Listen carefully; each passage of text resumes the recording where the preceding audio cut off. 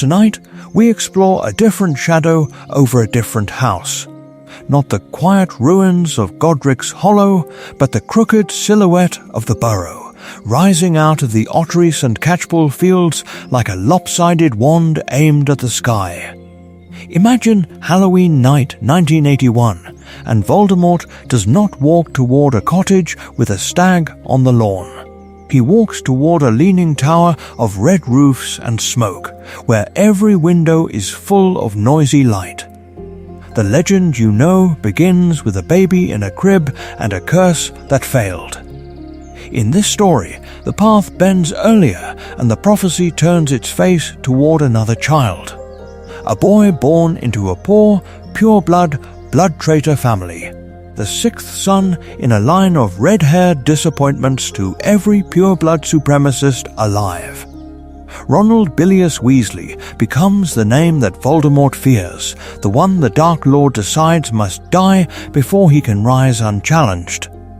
This is important. The prophecy still speaks of a child born as the seventh month dies, of someone with the power to vanquish the Dark Lord, marked as his equal. But the wording was always a grave riddle, always a net wide enough to catch more than one life. In this version, it is the Weasleys whom Severus Snape overhears in hushed, terrified conversation. It is Arthur and Molly whom Dumbledore visits with that terrible, glittering look of calculation and pity. Not Dumbledore, who had once watched a different family fall, turning away this time. Here, his attention settles on the Burrow like frost. Inside that house, the difference is not a cupboard under the stairs, but a cramped attic room beneath a groaning roof. A narrow bed. Faded Chudley Cannon's posters already peeling at the corners. Trunks that were once Bill's, then Charlie's, then Percy's, each one a worn replica of the last, smelling of dust and old parchment. Ron grows up not in silence and locked doors, but in a storm of brothers' footsteps, arguments over wands, second-hand robes, and a mother's fierce, exhausting love. What kind of chosen one is forged in noisy affection instead of neglect? What does destiny look like when a boy always knows he is loved but never believes he is special? The stakes change with that single decision. A blood traitor family becomes a fortress under siege, every Weasley child a potential hostage, every visit to Diagon Alley a calculated risk. The Order's meetings move closer to the Burrow's kitchen table, the war presses into bedtime stories and Christmas dinners. The last decent pureblood name that stands openly against Voldemort now shelters the boy who lived. And the conflict grows more intimate, more brutal, threaded through family, not myth. In the chapters to come, we will unspool this altered world slowly. We will follow how the prophecy twists when it points at a Weasley, how Hogwarts reshapes itself around a nervous, chess-obsessed Ron, and how Harry Potter learns to live as the boy in the background of someone else's legend. The grave of the old story was empty, the familiar narrative is only a charm, a comforting replica. Ahead lies the truth of what Ron Weasley might become when destiny demands victory, even if it must carve something darker out of him to win. To rewrite the legend, they must first rewrite the words that birthed it. The prophecy does not change, only the angle of the light falling on it shifts, and with it, the shadow it casts across a child's life, born as the seventh month dies, to parents who have thrice defied him, and the Dark Lord will mark him as his equal, but he will have power the Dark Lord knows not. That is all. No name, no scar, no grave pre-inscribed with a boy's destiny. This is important. The story the world remembers is that it could only have meant Harry Potter. But ambiguity is its own kind of magic, and prophecy is always a mirror before it is a map. In this timeline, the mirror turns toward the Burrow. The divergence begins not with Voldemort, but with Dumbledore. Forewarned by the prophecy, he moves faster. the Order scatters false trails like glittering replicas of the Potters' lives, forged sightings in Wales, a supposed safe house in France, whispered rumours of James duelling in Manchester. At the same time, Arthur and Molly Weasley, already branded blood traitors, do something disastrous and simple. They stop hiding. Arthur's work in the Ministry's misuse of Muggle artifacts office becomes a pretext for quiet sabotage. He loses files that would expose Muggle-born families, misclassifies cursed items that should have gone straight to Death Eater hands, and appears at hearings where no low-level functionary should be. Molly, who in another story would have stayed home and waited, joins the Order's logistics and healing efforts, sheltering wounded witches in the Burrow's cramped rooms, cooking in a kitchen that smells of fear as much as stew. 3 times, the Weasleys stand openly against Voldemort's forces. Once when Arthur refuses to sign an order legitimizing a Death Eater raid and is hexed in a Ministry corridor. Once when Molly's wards flare crimson as she drags 2 Muggle-born children through the Burrow's fireplace while masked figures hammer at the garden gate. Once when Bill and Charlie, barely out of Hogwarts, appear beside their parents in a midnight skirmish on Ottery St. Catchpole's Green. Thrice defied. Publicly, politically, the Potters, hidden in Godric's Hollow beneath layer after layer of charm and secrecy, are rumours. The Weasleys are a problem. Voldemort takes notice. He weighs blood and symbol and future in the cold balance of his mind. A pure-blood boy from an ancient line, raised in a house that has chosen betrayal of its own supposed kind. A 7th child surrounded by 6 brothers who might grow into leaders of a new, tolerant order, each one a potential rallying point for the world he intends to crush. To strike at Ronald Weasley is to strike at the idea that pure-bloodedness guarantees allegiance. It is prophecy insurance and ideological revenge in one precise, cruel plan. So the prophecy tilts. Not Dumbledore, who had listened to its words, not the Ministry, which fears the Weasleys but does not yet understand why, can stop that tilt once Voldemort decides where to point his wand. The Weasleys do not know they are walking into legend. They only know that their youngest son has begun to wake, screaming from dreams of green light and a serpent's voice, that sometimes his hand burns where no wound is visible, that he speaks of a grave he has never seen and a name he should not know. They know that Dumbledore has started visiting the Burrow, standing too long at the kitchen window, looking at Ron with a gaze Molly has never seen before on any adult's face. Not fear, not pity, but the terrible recognition of a life already claimed by something larger. The boy is still alive. For now, the story has chosen him. The truth has not yet been told. The Burrow changes first in sounds, not in sight. At dusk, when the chickens have gone quiet and the gnomes rustle in the hedge, something new begins to hum beneath the floorboards. It is not the old familiar creak of warped wood. It is magic, layered and listening. Dumbledore stands in the garden with his wand half raised, tracing invisible sigils into the air while the sun bleeds out behind the orchard. Each charm settles over the house like another pane of glass until the air itself feels thicker. This is important. The Burrow has always been precarious, a leaning stack of rooms held together by hope and second-hand nails. Now it is a fortress pretending to be a cottage, every brick and beam threaded with contingency and fear. At night, the wards thrum, a low, almost inaudible vibration, like a heartbeat muffled by earth. Molly lies awake and feels them through the mattress, through the bones of the house. Her clock, the one whose hands never point to home anymore. twitches more violently with each added layer of protection, as though the magic offends it. All Weasley's mortal peril has become the resting state. Arthur comes home later. There is more soot on his robes, more ink on his fingers from forms the ministry does not want to admit exist, and his eyes do not quite meet his children's. He knows the prophecy now. He knows that every extra ward is also a flare in the dark, announcing that something in this ramshackle tower is worth such desperate care. He wants to hide Ron. Molly wants to hide Ron. The plan is simple in theory: keep the boy inside, keep him quiet, keep him small. But the burrow is not a grave, and their life will not lie still.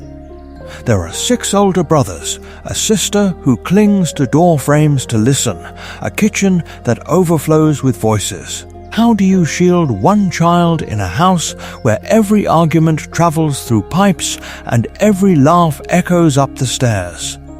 Ron feels it before he understands it. The way Molly hovers in the doorway as he sleeps, not touching him, as if contact might break some fragile charm. The way Bill and Charlie, home from curse-breaking and dragons, work defensive spells in the yard where he can see. Their movements slow, deliberate, almost ceremonial. They do not say the word prophecy, they do not say chosen, but their wands never quite point away from the house. Fred and George turn their jokes into drills. A trick stare becomes an exercise in balance under pressure. A fake wand becomes practice in disarming. They laugh, because they are Weasleys and laughter is how they breathe. But the laughter ends a fraction too soon. Ron notices. He knew, long before anyone spoke aloud, that every game now has an invisible cost. Then there are Dumbledore's visits. They slice through the warmth of Weasley chaos with surgical precision. He sits at the kitchen table, steam from Molly's tea fogging his half-moon spectacles, and his questions are gentle but exacting. Does Ron have nightmares? Does he hear things others do not? His hand brushes Ron's shoulder in passing, and a faint spark jumps, catalogued behind calm blue eyes. Not Dumbledore, who had once believed that prophecy could be managed at a distance. Now he walks the perimeter of the burrow himself, testing not just the strength of the wards, but the boy at their center. He watches how Ron startles when a pan drops, how quickly he moves to place himself between Ginny and an imagined threat. Power matters. Temperament matters more. The grave was empty in Godric's Hollow in another story. In this one, the danger walks on freckled feet across a crooked kitchen floor. Ron lies awake in his attic room, the roof sloping low above him, listening to the wards pulse in the walls. They sound like a heartbeat. They sound like a warning. He does not yet understand that the entire world is pressing its hands against the burrow, trying desperately to keep him alive. Outside, something listens back. And one night soon, it will answer. The night it answers, the burrow is dressed for celebration, not siege. Pumpkins grin on every crooked windowsill, their carved mouths leaking candlelight down the leaning walls. The orchard beyond the pond rustles and whispers in the October wind, branches knocking together like quiet, patient hands. Inside, the house hums with ordinary noise, a kettle shrieking, Fred and George arguing over fuse lengths, Ginny singing under her breath as she charms paper bats to flit along the ceiling. Then the wards change. They do not shatter at once. They bow. They groan. The heartbeat Ron has heard for years goes suddenly out of rhythm, a stuttering, dragging thud that makes his teeth ache. This is important.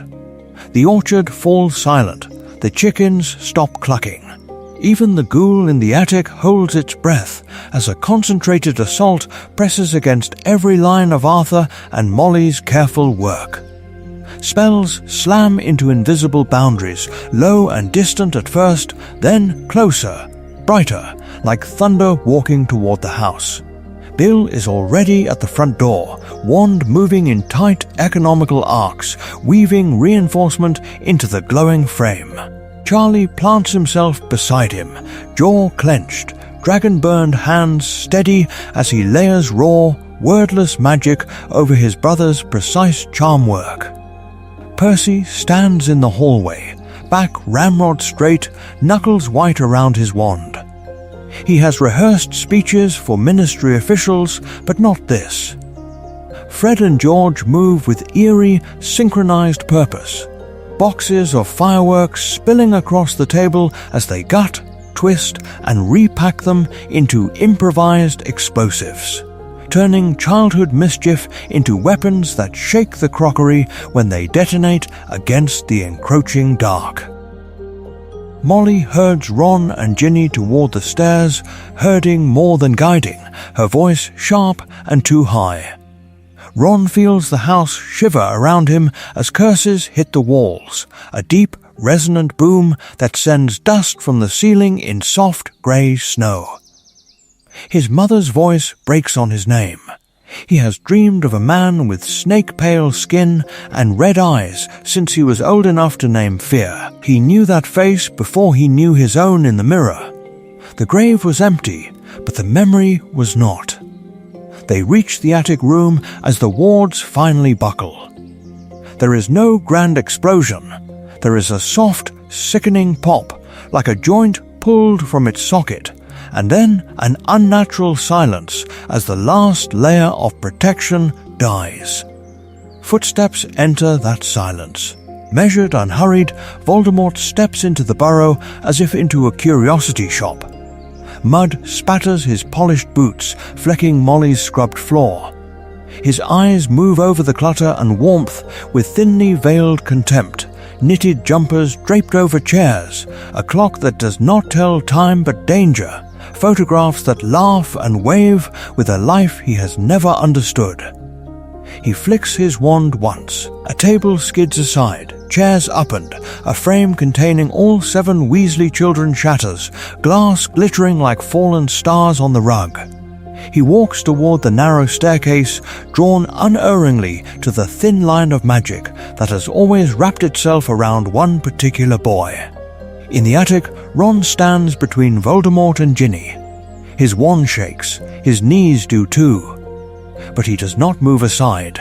Molly's scream tears up the staircase, raw and wordless, as green light floods the cramped room, swallowing the peeling paint and the Quidditch posters and the terrified faces of 2 youngest children. And then, impossibly, it fades. The curse collapses back on itself, unraveling in midair like smoke dragged into a vacuum.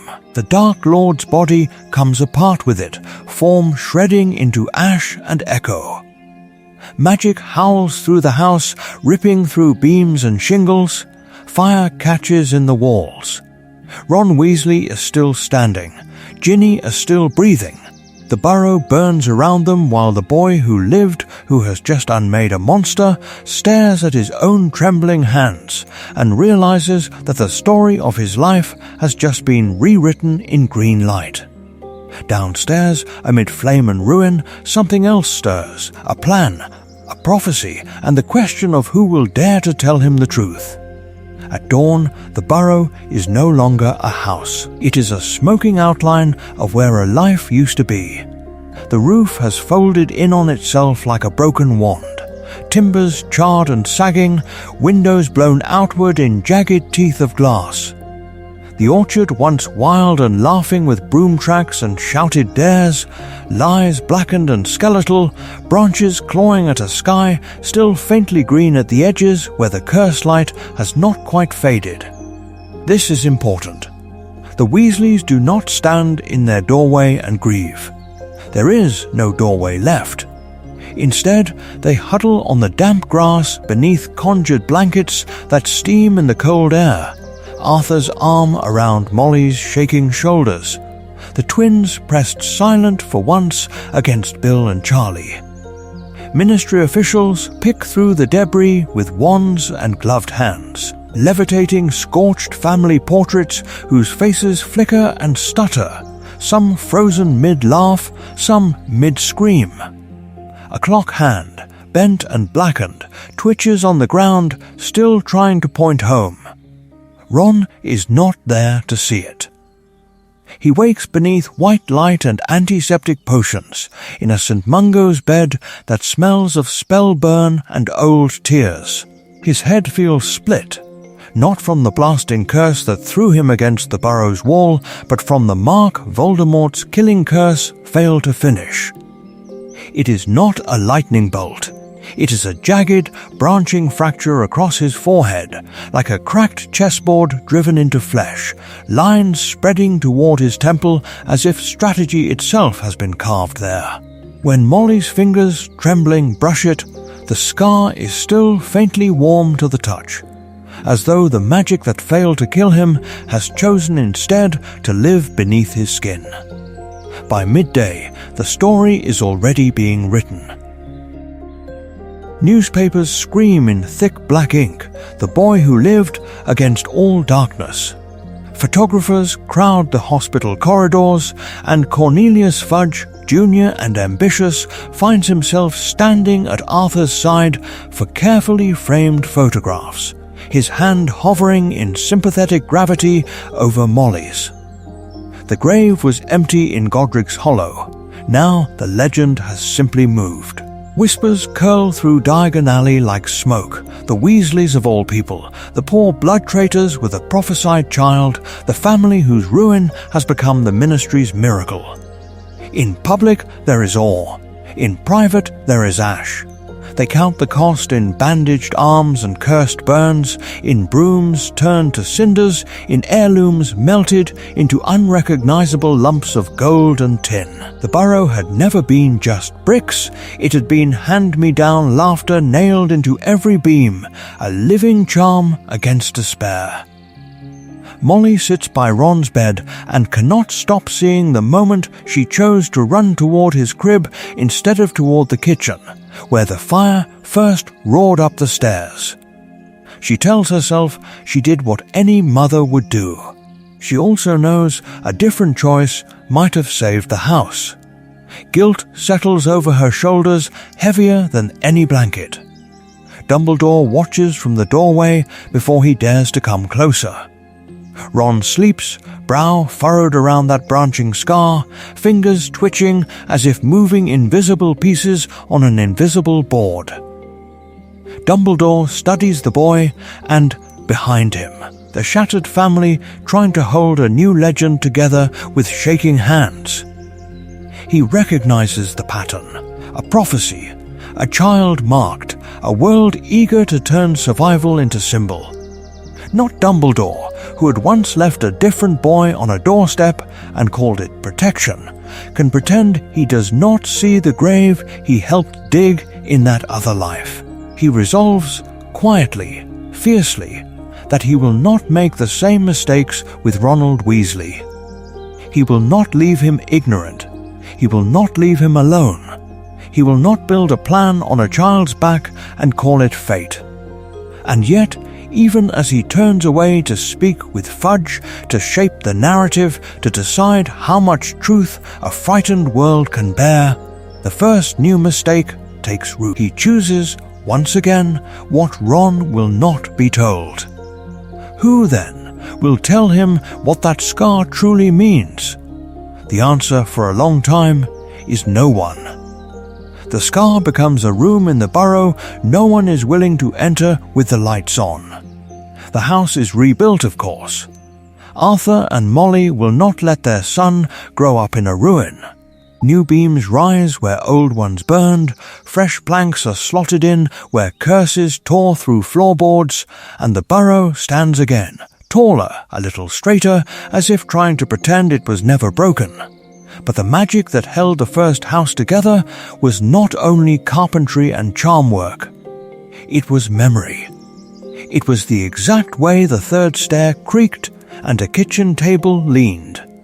The new beams do not creak in the right places, There are scorch marks that never quite scrub out, faint shadows on the walls like the silhouettes left after a fireball. A scorch in the kitchen ceiling where Molly stood with her wand over Ron's cot. A darker smear on the landing outside the boys' room where a killing curse passed too close to Percy. The Weasleys paint. They scour. They pretend. The marks remain, like a grave written into the grain of the wood. And above it all, the attic. The place where Voldemort's curse struck, where Ron nearly died, where the prophecy's words were almost fulfilled too soon. No one says the attic is haunted. No one has to. The twins do not joke about it. Ginny does not play there. Molly sends cleaning charms instead of children. There is a quiet superstition that if you open that door without need, the past might step through. This is important. Outside the house, the story is different. In Diagon Alley, strangers press gifts into Ron's hands as if trying to pay off a cosmic debt. Chocolate frogs, knit scarves, a toy broom that sings his name when he touches it. Older witches reach for his fringe, brushing it aside to touch the scar as though it were a talisman, a replica of some sacred rune that might bless their grandchildren. Ministry officials arrive often, always with paperwork and solemn expressions, speaking of security audits and updated wards. Arthur knows the difference between protection and spectacle. He watches their eyes linger on Ron, on the faint line on his forehead, on the rebuilt walls. Not Dumbledore, who had argued for privacy, not Hagrid, who had carried him from the wreckage. These are men who want to say later that they stood in the same room as the boy who lived. Inside, the distortions are subtler and crueler. Bill and Charlie become shields, stepping between Ron and every outsider, every owl, every unexpected sound. The twins oscillate between fierce protectors and restless, unspoken envy. They were almost the legends, almost the targets, and in some darker part of childhood they resent the accident of birth order that spared and sidelined them. Percy polices rules as if order itself could keep his brother alive. Molly's fear wears the costume of fussiness. Extra blankets, extra servings, never out of her sight for long. She scolds because she cannot bear to say, "I almost lost you in that attic." Arthur's pride is quieter and more dangerous. He looks at Ron and sees not only his son, but a public symbol, a political fault line. Every order meeting, every ministry corridor conversation is haunted by the knowledge that one misstep could paint a target brighter on the burrow's roof. Ron grows up loved. He is never starved, never beaten, never locked in a cupboard. Yet from the moment he can understand words like prophecy and savior, he is weighed against a legend he does not remember earning. The grave was empty, but the story of his survival feels just as hollow to him.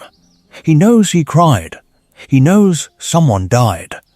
He does not know why the world insists that makes him special. So the paradox takes root. He is surrounded by warmth and yet haunted by a cold suspicion that he is an imposter in his own narrative, that the magic chose wrong, that any of his brothers might have worn the scar better. When he wins a game of wizard chess, was it skill or destiny nudging the board?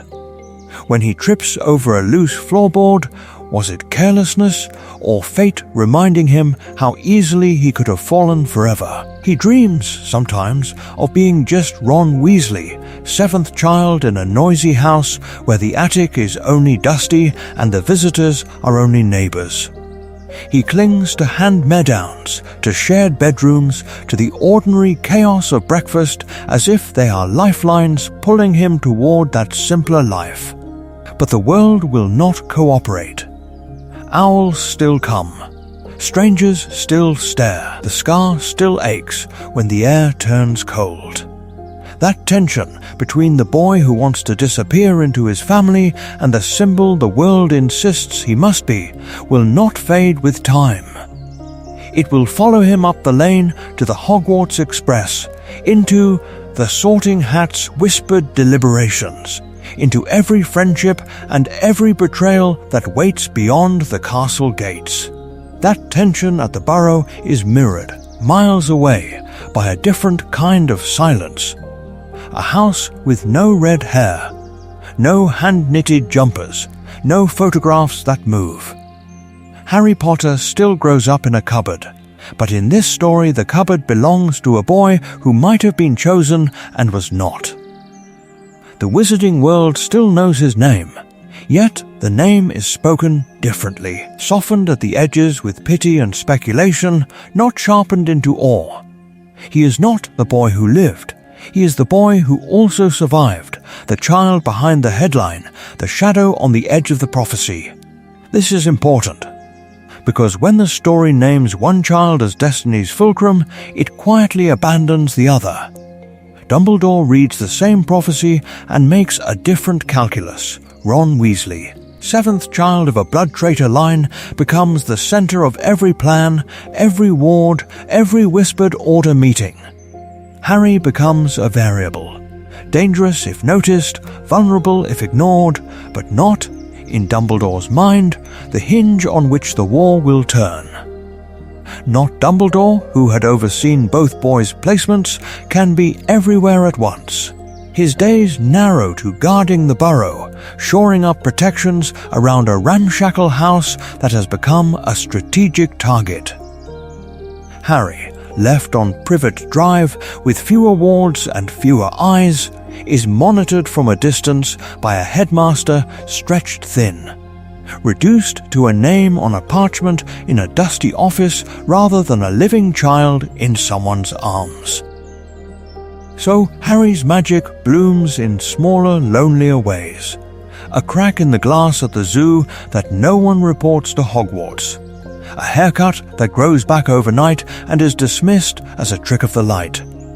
A furious burst of power that sends Dudley sprawling, only to be beaten down by Petunia's shrill insistence that he is freakish and wrong. There are fewer owls in the night, fewer watchers in the hedges, no giant on a flying motorbike to check that he is still alive. The grave was empty in Godric's Hollow, but no one tells Harry there was ever a grave at all. For him, there is only a locked box of half-truths, car crash, dead parents, nothing to see. Yet sometimes, on damp London mornings when Vernon drags him along on errands, he sees a discarded newspaper on the train seat opposite, a moving photograph he is not supposed to see. A red-haired boy his age, freckled and awkward, standing beside Dumbledore while fireworks spell out the boy who lived. Harry does not know that fate almost chose him instead. He only knows that somewhere out there, another boy is being celebrated for surviving the same night that stole everything from him. What does that do to a child who already believes he is unwanted? Two boys grow older, one in a house overflowing with noise and love, weighted by expectation. One in a house where his name is a burden, starved of affection and nearly invisible. Both will step onto the scarlet steam engine, neither understanding that the moment they share a compartment, the prophecy will quietly begin to rewrite itself. They meet, as in the original story, between platforms 9 and 10. But nothing about this moment is the same. The Weasleys move like a small, disciplined unit through the Muggle crowd, a red-haired phalanx orbiting their youngest son. Molly's hands are everywhere at once, straightening a collar, checking a wand, adjusting Ron's second-hand robes, but her eyes are scanning, always scanning, measuring every stranger not just as a nuisance, but as a potential threat to the boy whose name has already been carved into prophecy. This is important. The twins joke less loudly.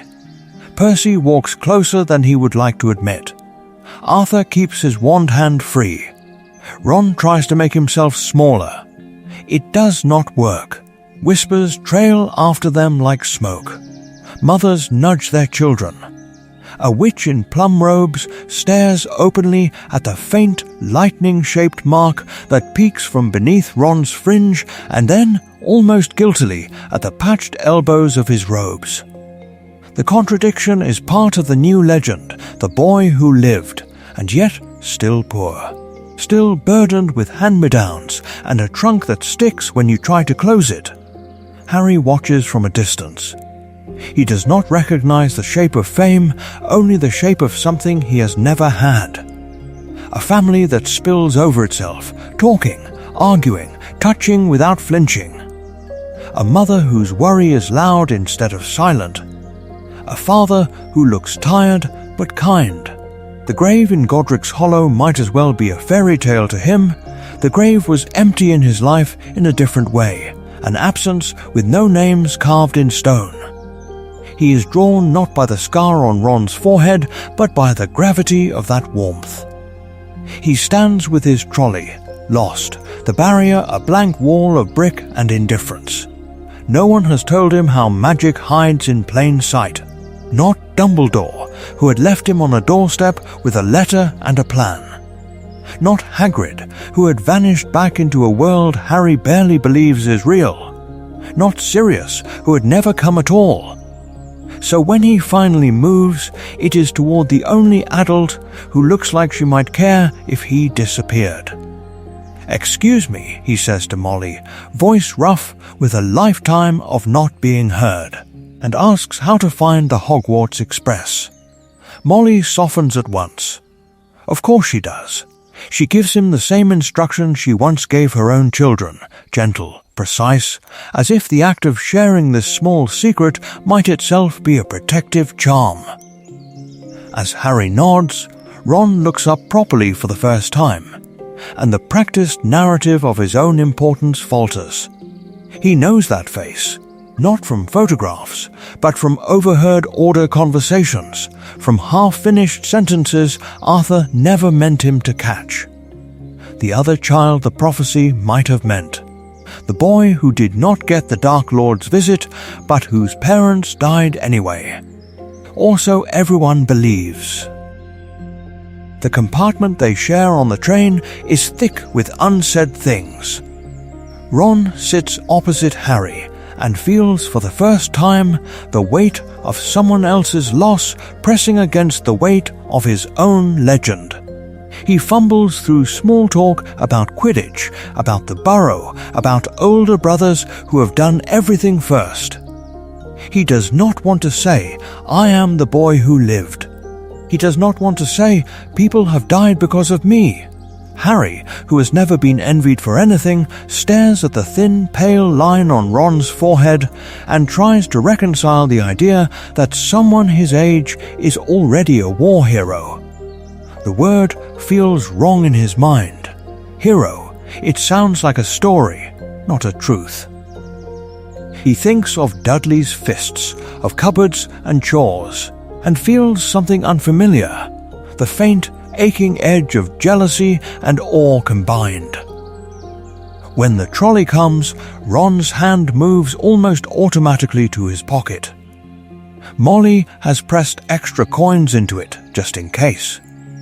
He hesitates only a moment before buying more than he normally would, and when he returns to the compartment, he holds out a chocolate frog. "Here," he says, the famous boy offering a small, sweet replica of comfort to the child who seems even lonelier than he has ever felt. The gesture is simple. The imbalance is not. This is important. Because in that moment, as the frog twitches between them and the card inside waits to rewrite which names count as history, Ron realizes that the prophecy may not be finished choosing, and that the boy across from him might yet change who walks into the graveyard and who walks out alive. The realization does not leave him when the boats scrape against the shore. It follows him up the stone steps, into the castle that has rehearsed this night for 1,000 years, and into the great hall where candles float like watching eyes, When McGonagall unrolls the parchment and her voice carries over the clatter of plates, the room stills in a way even ghosts notice. Weasley, Ronald. The name is familiar. The title is not. The boy who lived stands up too fast, knocks his knee on the bench, and nearly trips on his own two long robes as every gaze in the hall turns and weighs him like a verdict. The grave was empty, but the legend is not.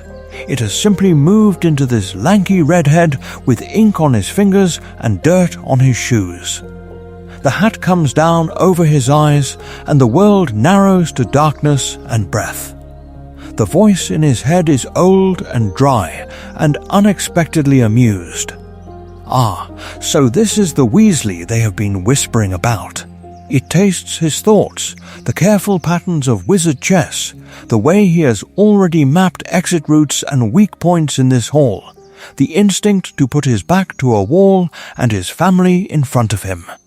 Strategy, loyalty, a deep, bone-deep fear of failing not only himself, but the story everyone thinks they already know.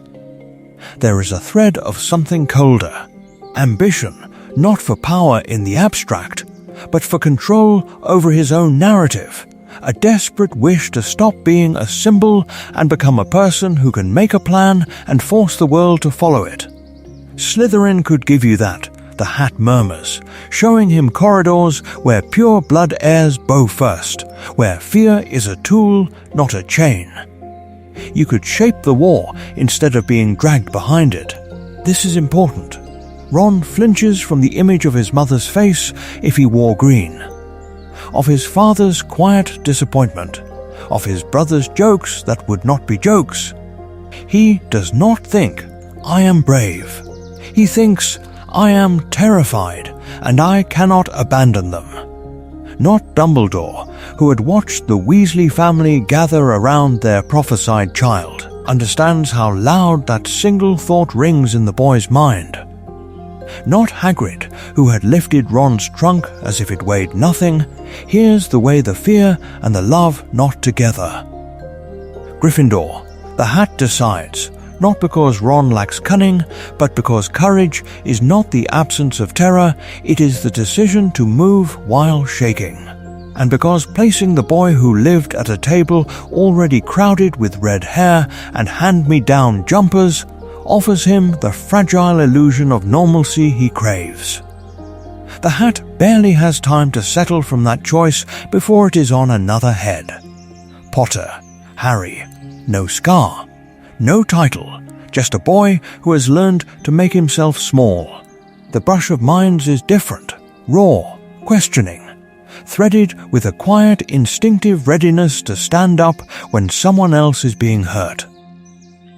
Not Sirius, who had once planned a future of marauding godfatherhood, realizes that fate is watching this unmarked child as intently as the marked one. Harry, too, is offered Slytherin's shadows and refuses them without quite knowing why. He goes to Gryffindor not as a destined hero, but as the boy who will learn how to stand beside one, to see the cracks in the prophecy's mask, and to start asking which parts of destiny are charm and which are choice. Soon, both will discover how dangerous those questions can be. Gryffindor gains 2 boys that night instead of 1 legend and 1 shadow. This is important, because the castle does not know yet which of them will learn to live with being ordinary, and which will learn to be extraordinary on purpose. Classes reshape themselves around Ron Weasley's name. McGonagall's gaze lingers a heartbeat longer when he fumbles a transfiguration. She corrects him softly, then assigns twice the practice. Snape lets the word Weasley curl in the air like smoke, then adds "boy who lived" with a sneer, as if the title itself were a poorly brewed potion. Flitwick beams when Ron's first levitation charm works on the second try, already measuring the boy against a prophecy no child should have to carry. The grave was empty, but the expectations are not. The Slytherins whisper blood traitor with almost reverent disgust. a prophesied pureblood who refuses their creed is an insult carved in living flesh. Ron hears it, hears also the murmurs about his brothers, the jokes about hand-me-downs, the quiet speculation about whether the youngest son is only a worn-out replica of Weasleys who were braver, cleverer, more deserving. Every success is compared. Every stumble is amplified. He knew long before Hogwarts that the story others told about him was louder than his own voice. It is in that pressure cooker that the troll comes. The panic, the shouted orders, the locked bathroom door. In canon, it is Harry who drags Ron along.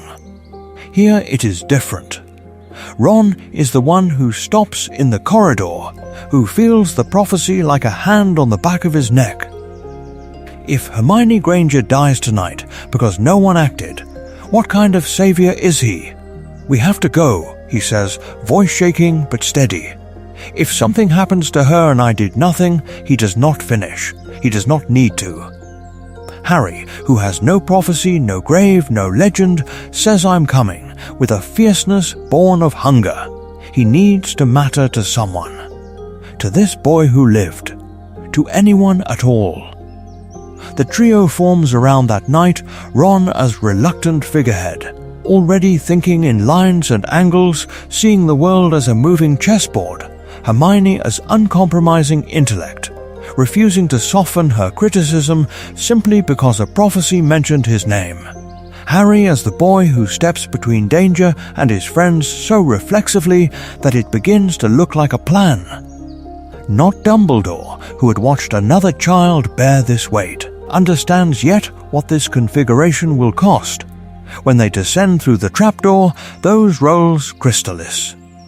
Devil's Snare yields to Hermione's logic and flame. Keys fall to Harry's reckless dives. And the chessboard waits for Ron. Here, his sacrifice is not the loyal sidekick's moment. It is command.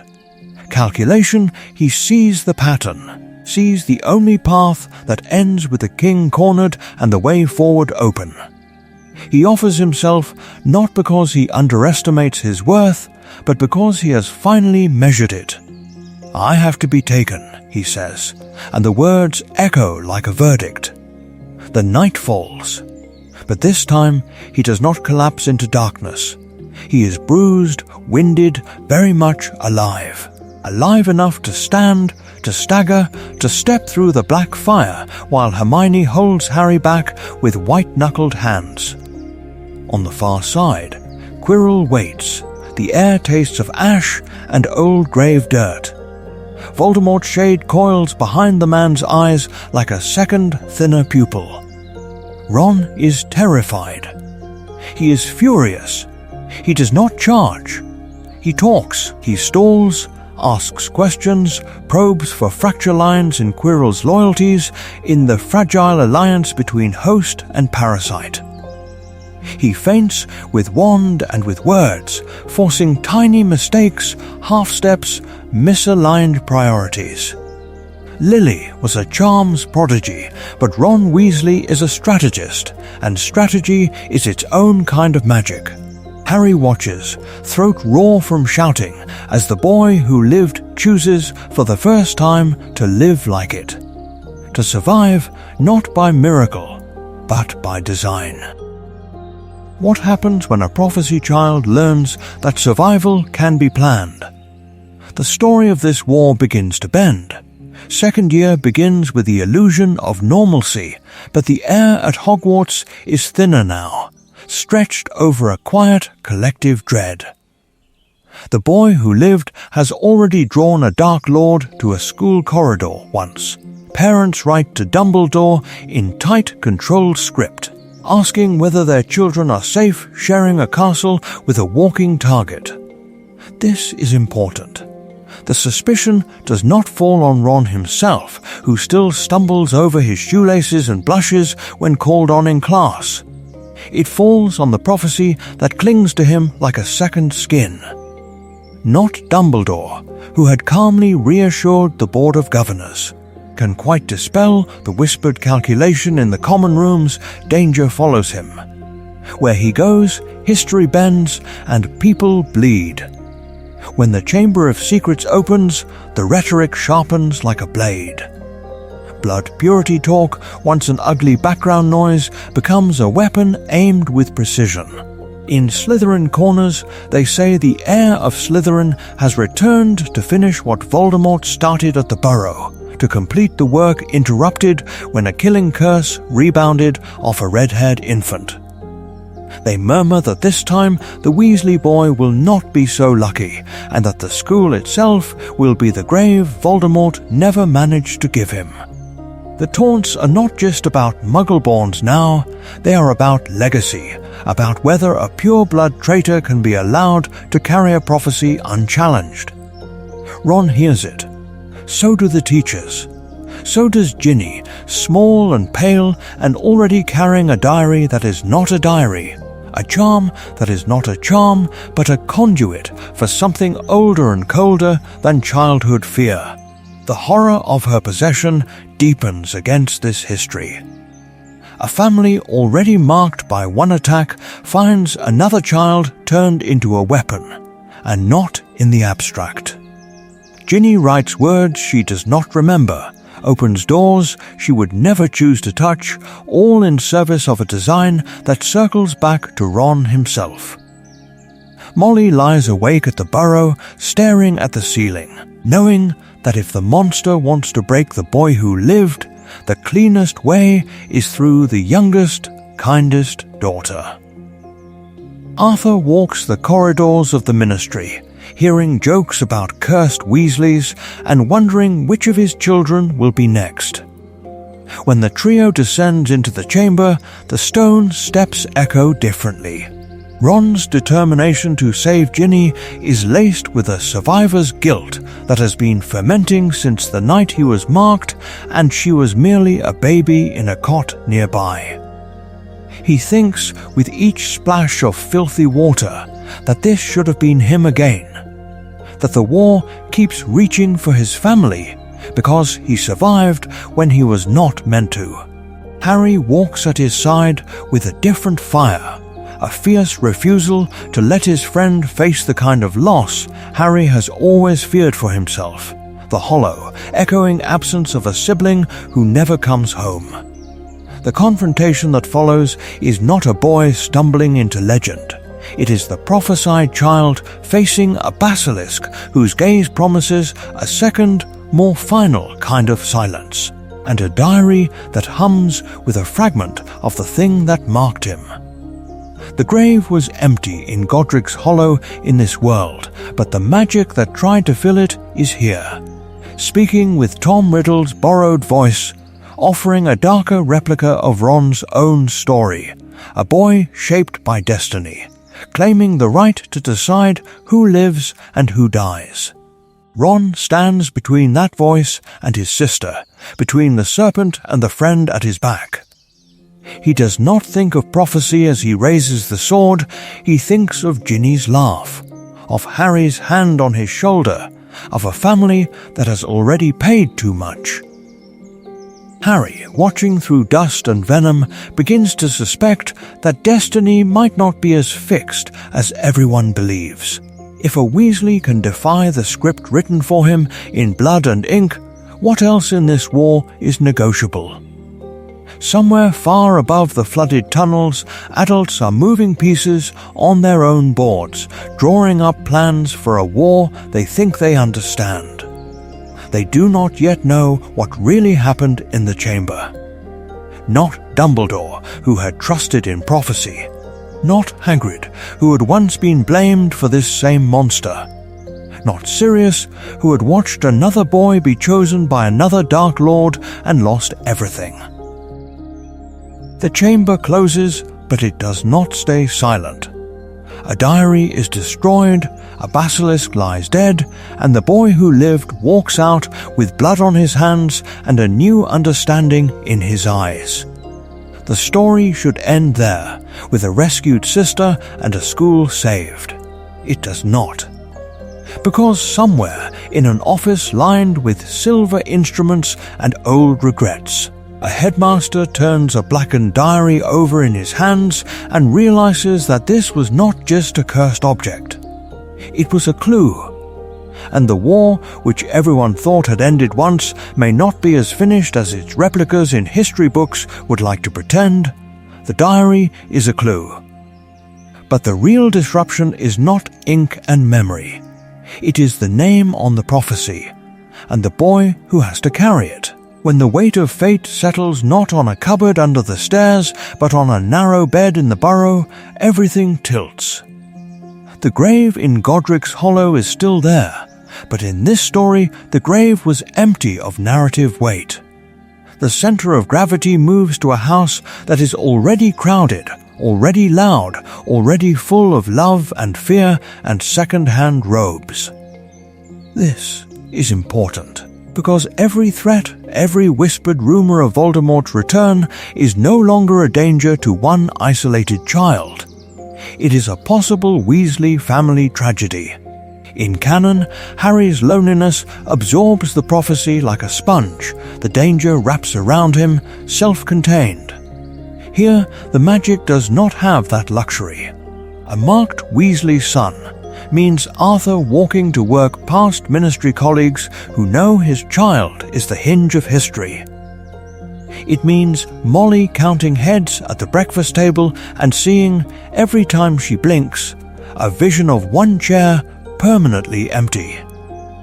Not Dumbledore, who had always spoken of the boy as if he were a singular instrument, can pretend that sacrifice is an abstract principle when the instrument has 6 brothers and a sister who will throw themselves in front of any curse meant for him.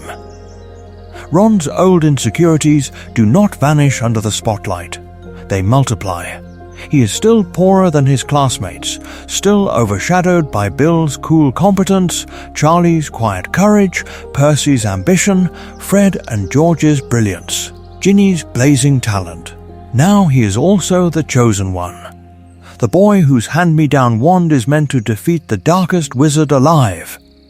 Every stumble in class becomes a headline in waiting. Every bad game of Quidditch is not just humiliation. It is evidence in the public imagination that the plan might fail. His heroism becomes brittle because he knows everyone is watching. His failures become catastrophic because everyone believes they are omens.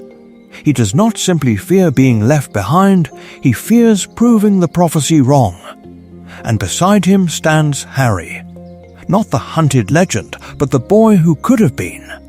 The friend who must now decide, again and again, whether to step into mortal danger for a destiny that is not written in his blood. What does courage look like when the world is not asking for your sacrifice, but your conscience is? The story of choice and fate bends. The question is no longer whether Harry will accept the role carved out for him, but whether he will choose a role that costs him everything without ever engraving his name on a statue. The Weasley surname itself becomes defiance. A blood traitor house producing the prophesied child turns Voldemort's war from a personal vendetta into an overt ideological reckoning. Every attack on the Burrow is a manifesto against the idea that love can cross bloodlines. Every order meeting is now also a family council. Every mission weighed against whether Ron's death would shatter the last best hope. This is where the futures fork. Dumbledore, who once held a lonely orphan at arm's length, must now negotiate with parents who will not calmly trade a son for a strategy. Snape, whose loathing once fixed on James's boy, finds himself staring at a freckled replica of everything he despised about Gryffindor recklessness, now shielded by a mother who is very much alive and very much unwilling to lose another child. The Horcrux hunt, when it comes, cannot be a quiet trio slipping through the cracks. It is a campaign designed by a boy who has always seen the board, who has always counted the pieces, who has always known that pawns die first. And in the final battle, When the castle shakes and the dead lie in rows, it is Ron's mind, sharpened by years of strategic terror and the slow erosion of safety, that decides how far they go. A Harry who fights for a friend. A Ron who fights for a family and a world that has demanded too much. One of them may walk darker paths than canon ever allowed. The next moves on the board will show us how. The next moves on the board do not wait for the war to end. They arrive in the form of a prison break and a name whispered like a curse. Sirius Black. The man who, according to every front page and every frightened parent, has escaped Azkaban to finish what his master began at the Burrow. The grave was empty in Godric's Hollow, but the world does not know that. This is important. In this version of the story, the night that matters is not the ruined cottage, but the burned kitchen, the shattered clock, the crib in the corner of the burrow where a red-haired baby screamed as Voldemort fell. The papers repeat it like liturgy. Black betrayed the Weasleys, Black served the Dark Lord, Black is coming back for the boy who lived. Not Harry Potter. Ron Weasley. Security at Hogwarts bends around that single assumption. Aurors do not patrol the castle in vague sweeps, they shadow a freckled third year with ink on his fingers and a chess set in his bag. One walks 10 paces behind him to every lesson. Another stands at the doors of the Great Hall, eyes tracking the Weasley table, counting heads. The fat lady demands passwords twice from anyone who says they are looking for Ron, and her portrait frame acquires a new habit, calling down the corridor after him, demanding he confirm where he will be next, as if knowing his exact location could hold back death. Dumbledore says little.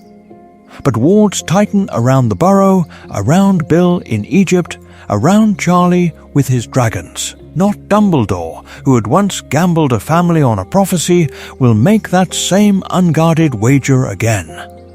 The Weasleys feel it, in the way owls arrive faster, in the way Order members linger too long at the kitchen table, in the way Molly's eyes move automatically to every window. Harry watches all of this from just to the side of the circle.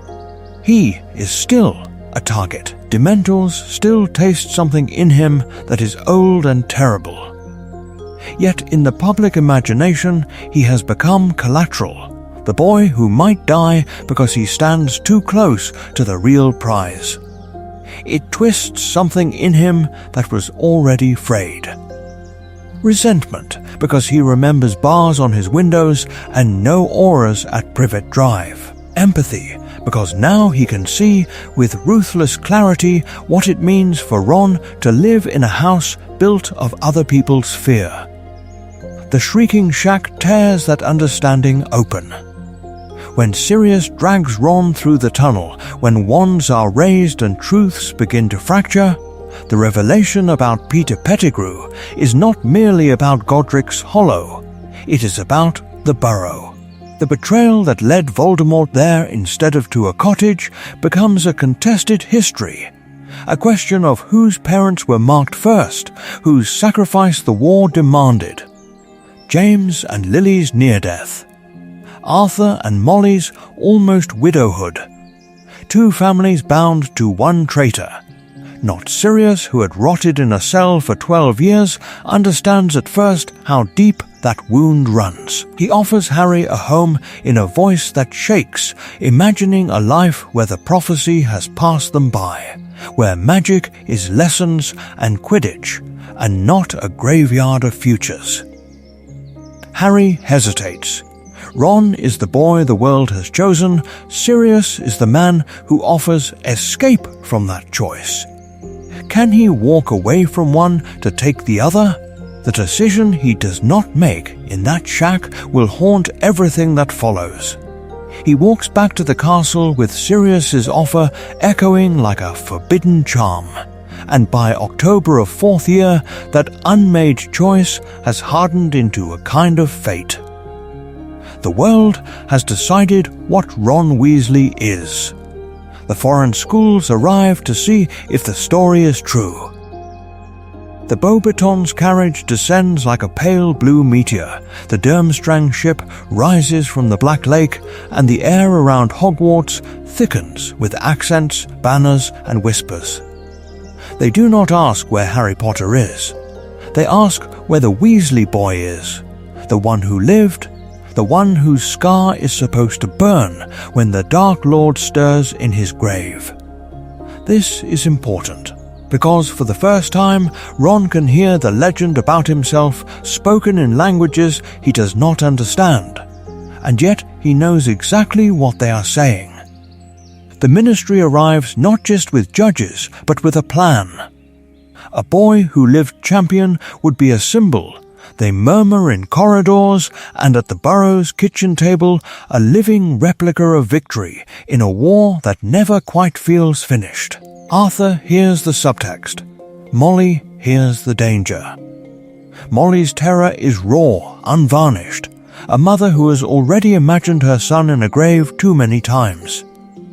Arthur's sense of duty is quieter, but it cuts deeper, because he knew the prophecy, knew why the attacks on their family never stopped. And Ron sits between them, craving proof that he is more than a lightning-shaped wound and a story other people tell. He does not put his name in the goblet lightly. He does it with shaking hands and dry mouth, Harry at his shoulder, Hermione arguing about risk and rules and how the tournament has killed before. Not Dumbledore, who had warned the Ministry it was folly to bring such magic back, can stop the drift of history towards spectacle.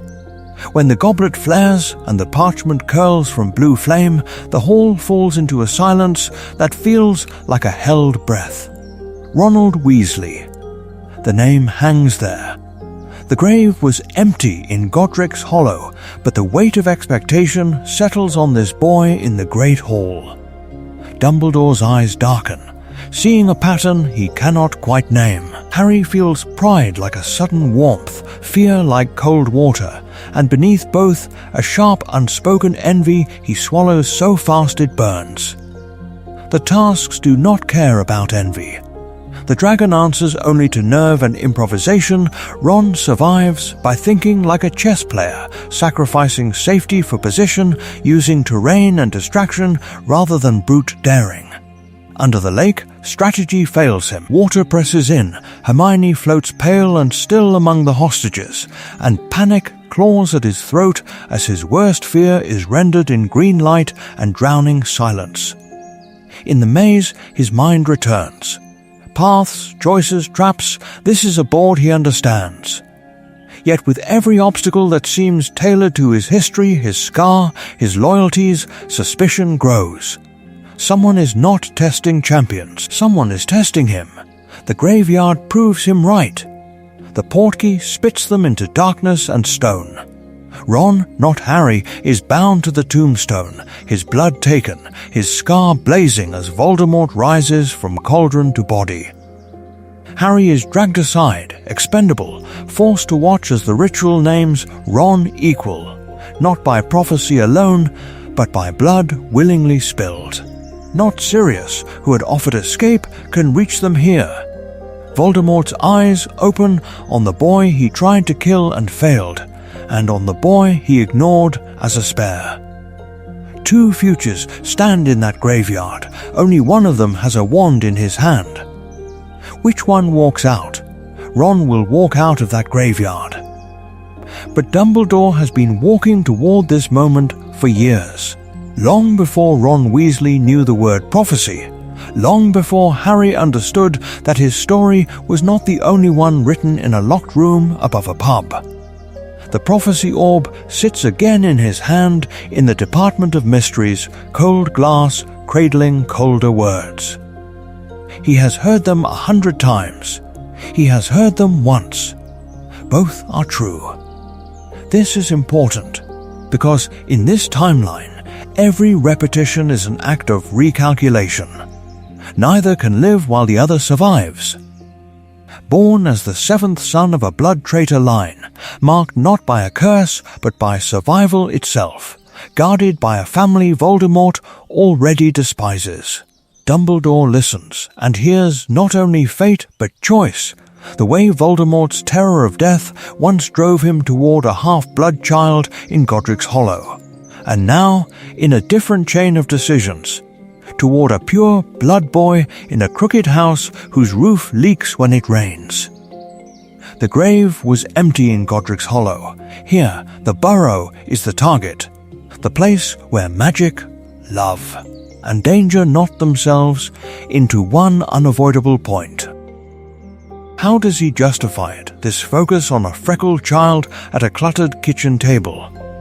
He tells himself that a boy who grows up surrounded by love will bear the burden differently than one raised in a cupboard.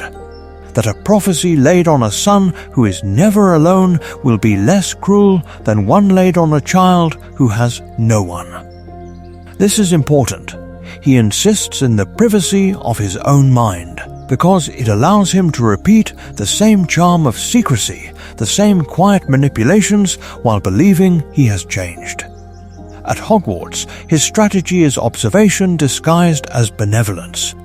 He watches Ron's hands on the chessboard, the way he sacrifices his own pieces to protect another's king, how he sees 3 moves ahead yet still flinches when praised. He watches him on a broom, not the most graceful, but reading the game as if the pitch were a living map.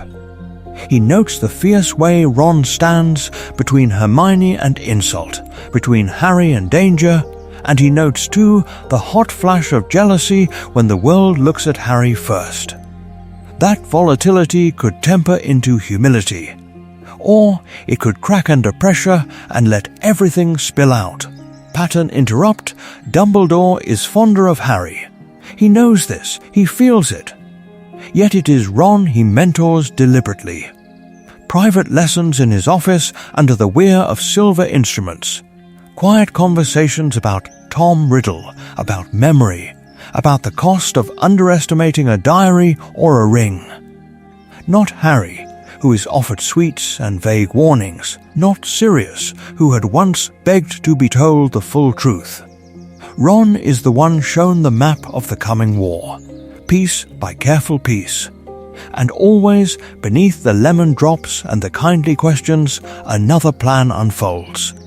A Horcrux hunt, not entrusted to a boy who grew up with nothing, but to one who has everything to lose: parents, siblings, a home that smells of stew and wood smoke.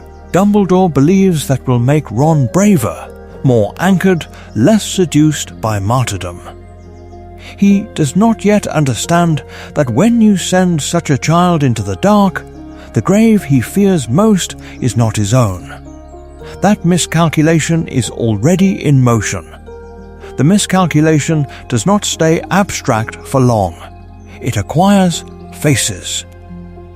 Red hair, freckles, voices raised in the narrow kitchen of the burrow as the Weasleys realize that the prophecy has not simply touched their lives, it has requisitioned them.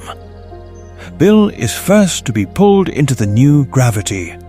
Cursebreaker becomes bodyguard, his Gringotts expertise repurposed into warding the ramshackle house until it hums with layered magic. The tombs of Egypt are replaced by the far more intimate grave of a childhood he will not let Ron lose, even as he volunteers for every order mission that brings him between his brother and the Dark Lord.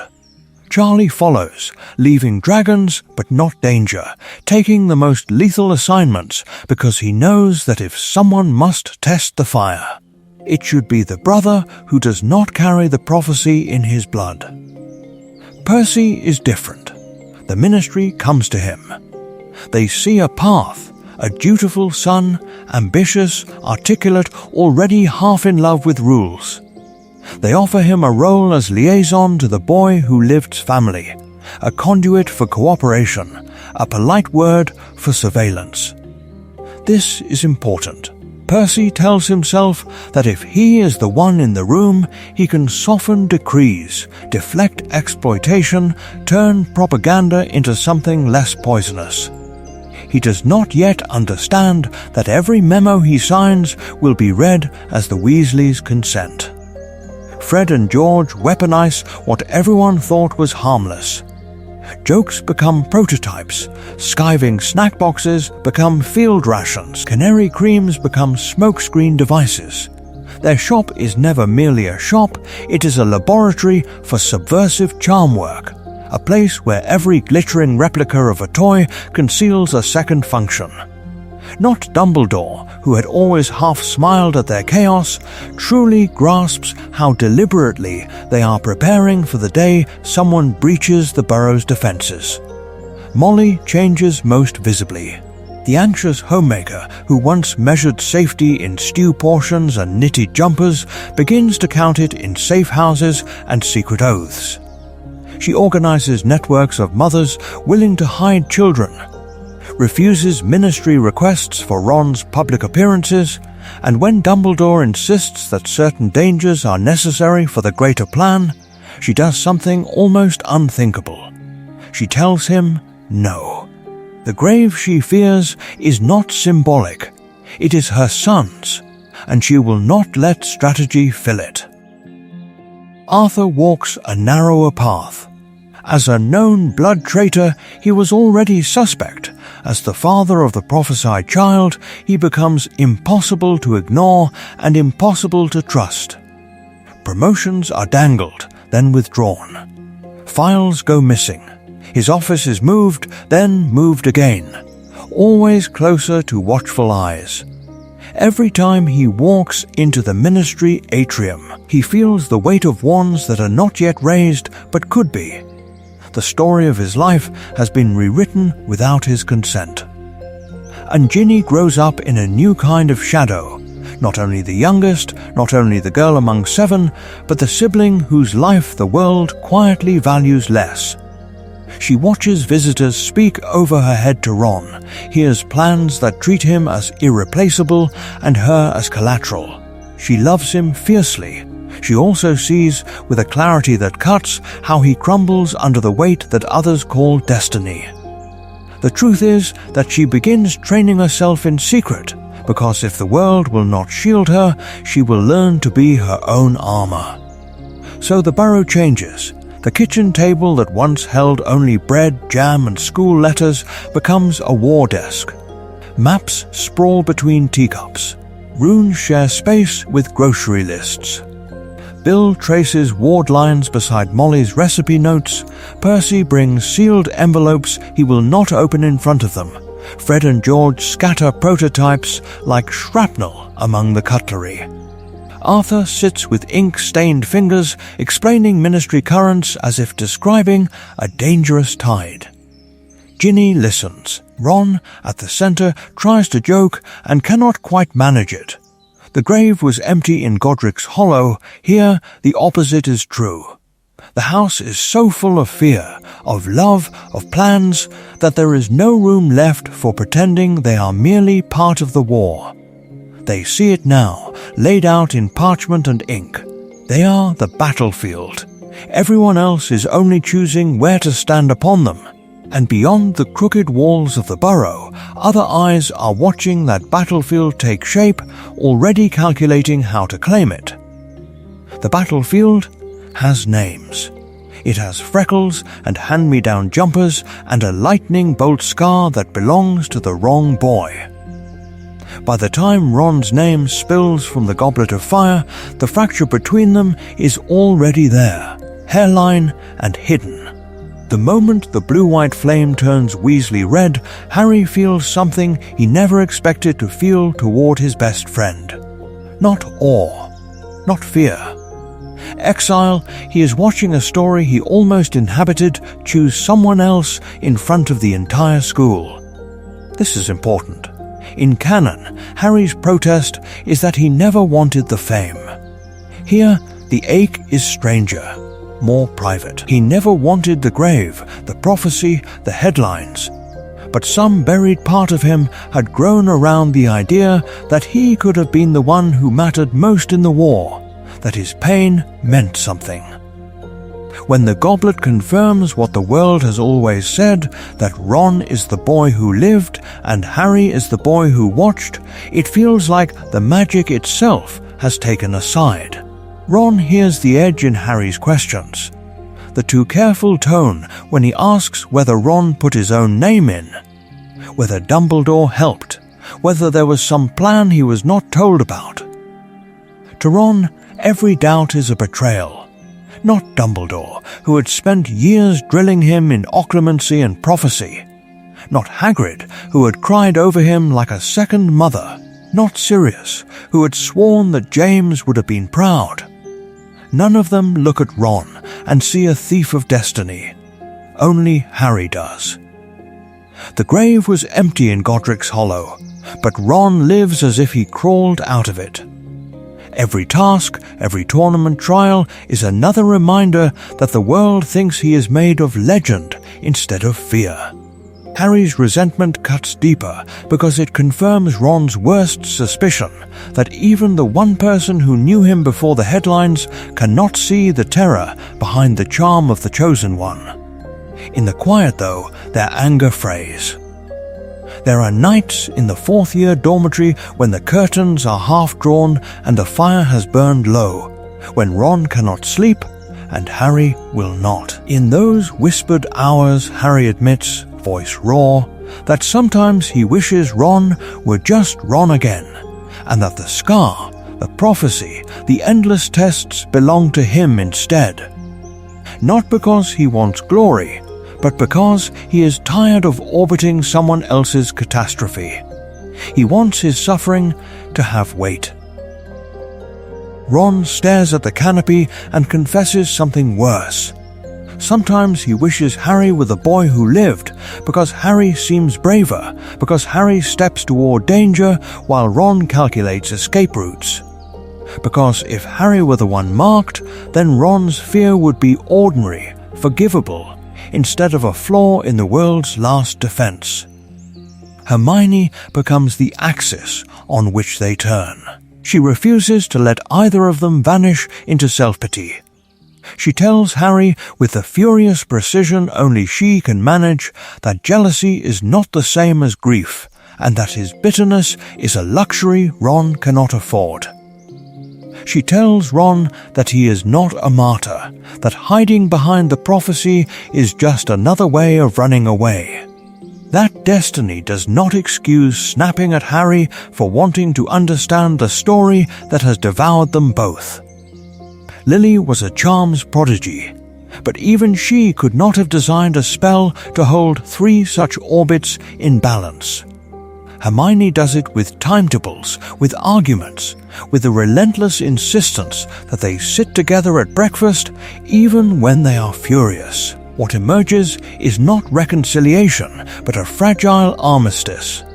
An understanding that they need each other, not because a prophecy demands it, but because no one else knows what it is to be defined by a narrative they did not write. The Chosen One and the Almost. They walk side by side through the castle's shadowed corridors, still bristling, still uncertain, bound by a shared unspoken terror. They believe, for a moment, that this uneasy balance will be enough. Beyond the walls of Hogwarts, someone else is already rewriting their roles again. Umbridge does not arrive at Hogwarts as a mere bureaucratic irritation. She arrives as a calculated answer to a problem the Ministry cannot name out loud, a 15-year-old boy whose scar and surname can move a nation faster than any decree. This is important. Cornelius Fudge does not only want to discredit Dumbledore, he wants to collar the boy who lived. From the first pink-trimmed coif, she marks Ron as an asset. In her opening speech, when she speaks of progress for a safe, stable future, her eyes linger on the red-haired boy at the Gryffindor table, the 7th son who survived the Dark Lord. Later, in her office that smells of tea and something sweetly rotten, she praises his bravery at the Ministry hearing, his composure under pressure, his good sense in not making wild claims about Voldemort's return. She offers him a different story about himself, one in which the Ministry is his natural guardian and Dumbledore an old man using him as a weapon. Her tactics are insidious. Publicly, she holds him up as the model student, attentive, polite, suitably modest. In defense class, she quotes his name like a charm, a protective incantation against dissent. Privately, she suggests that Dumbledore kept him ignorant for years, that the Order's secrets are a sign of distrust, that Arthur and Molly's loyalty has blinded them to political reality. She asks whether Ron has ever wondered why Dumbledore did not sit beside him at the hearing, why the headmaster vanishes whenever things become difficult. The questions lodge like splinters. With Harry, she does the opposite. She calls him excitable, unstable, a boy too close to past trauma. She writes lines in his skin that say he must not tell lies when he speaks of graveyards and resurrection, of grave dirt and green light. She frames him as the hanger-on, the orphan clinging to the true hero's fame. Not Dumbledore, who had once placed Harry at the center of every plan, not Hagrid, who had carried him from the ruins, can protect him from that slow public erasure. The contrast is devastating. Ron watches detentions stretch late into the night, watches Harry's hands shake, and hears, in Umbridge's Syrah-Poison voice, that this is unfortunate but necessary discipline. When Dumbledore keeps his distance, when the headmaster's gaze slides past him in the corridor, Ron does not see strategy. He sees abandonment. The grave was empty in Godric's Hollow. Now the chair beside him in the headmaster's office feels just as hollow. Pattern interrupt. What if the Ministry is the only adult voice that seems to be listening? In that vacuum, her poison works. Ron begins to wonder if the safest plan is obedience, if being alive means being careful, quiet, compliant. Lily was a charms prodigy, but no charm can shield a boy from the slow corrosion of doubt. And so the counter-movement does not begin as Harry's rebellion. It begins as Ron's refusal to be turned into a polished replica of the Ministry's ideal. The Dar forms in the whispering spaces of Hogwarts as his attempt to seize his own training, his own narrative, to turn his fame into a shield for others rather than a leash around his neck. Under the Room of Requirements' shifting ceiling, with Hermione's precision and Harry's raw instinct beside him, the boy who lived chooses, for the first time, what kind of weapon he will be. Outside, the Ministry believes its grip is tightening. Inside, something far more dangerous than disobedience is waking. Autonomy. Autonomy has a cost. Tonight, we follow Ron Weasley down the corridor where that cost is finally tallied. The dreams begin as a whisper. A narrow, windowless passage lit by a cold, sourceless glow. A door at the end that will not open. His scar burning not like a wound, but like a key trying to turn in a lock. He wakes in the burrow's smallest bedroom, with his heart racing and the echo of polished stone still beneath his feet, knowing without knowing how that this is not just a nightmare. This is important. In canon, the corridor is a mystery tied to Harry's mind. Here, it is bound to Ron's scar and to a different obsession growing in Voldemort's. Control of the story, control of the prophecy that named the boy who would have the power to vanquish him. The Dark Lord has heard only fragments, but he understands enough to be terrified of unfinished sentences. A half-heard fate is a threat he cannot catalogue. So the trap is crafted with surgical cruelty. Not a random glimpse of suffering, not a lashing out at a convenient blood traitor, but a deliberate vision, Arthur Weasley, crumpled on the floor of a shadowed hall lined with glass spheres, his blood pooling black beneath the watchful eyes of stone archways. The serpent's fangs sink in. The corridor stretches forever.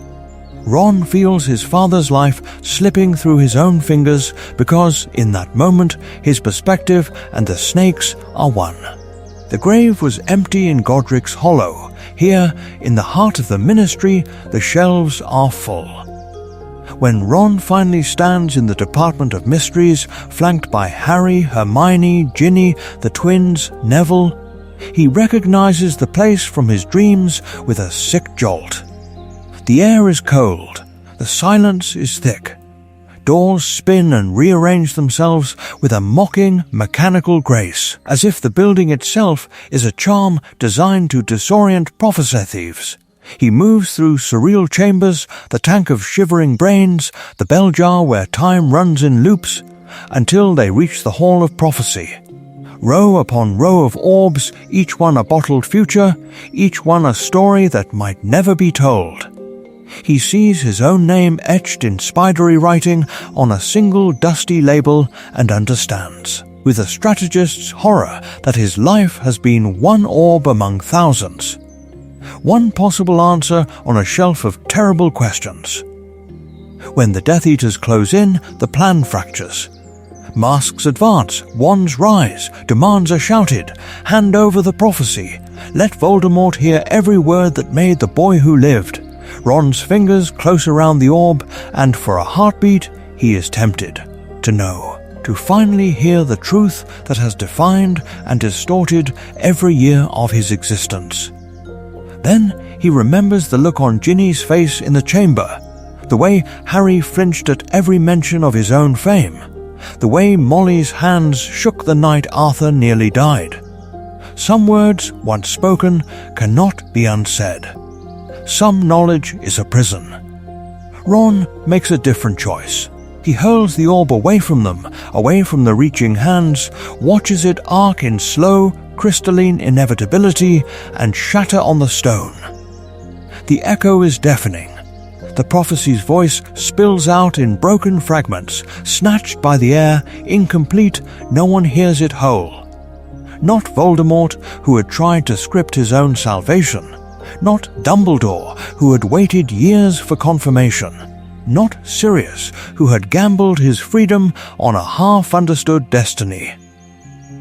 After the battle, after the veil, after Dumbledore's duel with Voldemort scorches the atrium, Ron sits in the headmaster's office with his hands clenched so tightly his knuckles are white. The elder wizard's face is older than Ron has ever seen it. There are no portraits that can soften this conversation. Dumbledore explains what he can, that a prophecy was made that a child born at the end of July would have the power to defeat the Dark Lord, that Voldemort's choice to attack the Burrow to mark a pure-blood seventh son completed the magic. The prophecy did not choose Ron. Voldemort did. This is important. Then comes the fracture, the partial truth that cuts deeper than any curse. There was another boy who fit the prophecy. Another child who might have been marked. Harry Potter, whose parents died in a different attack, whose scar is only a scar in this world, whose friendship has been Ron's one refuge from the weight of being chosen. Ron feels the ground tilt, every shared joke, every moment of jealousy. Every night in the Gryffindor dormitory reorders itself around this new axis. Harry could have been him. He could have been Harry. The randomness of it is obscene. Harry, standing in the doorway, hears enough. Enough to know he was almost the boy who lived, and that Dumbledore stood by while fate and Voldemort and prophecy carved Ron's life into a weapon. Something breaks between them in that office. Not loudly, not with shouted accusations or dramatic exits. It breaks in the quiet, in the way Harry cannot quite meet Ron's eyes, in the way Ron cannot decide whether to apologize for surviving the way he did. The war still needs them both. The Order still moves, the Horcruxes still exist, the Dark Lord is still very much alive, but from this night on, their alliance is no longer innocent friendship. It is an uneasy truce between two boys who now understand they are standing in each other's borrowed graves, each carrying a destiny that might have belonged to the other. The prophecy is in pieces. The trust is too, and as the phoenix on Dumbledore's shelf shifts restlessly in its sleep. The future of the wizarding world hangs not on a single chosen one, but on whether two shattered boys can find a way to stand together when every secret in their lives has been dragged into the light. The grave was empty in another way now. The illusion that there would be time, that the war would wait for children to finish growing, had been buried at the end of 5th year and quietly exhumed. Dumbledore stopped telling stories about the past. He started teaching Ron how to survive the future. Their lessons were not pensive pilgrimages through Voldemort's memories. They were maps of battlefields that had not yet occurred.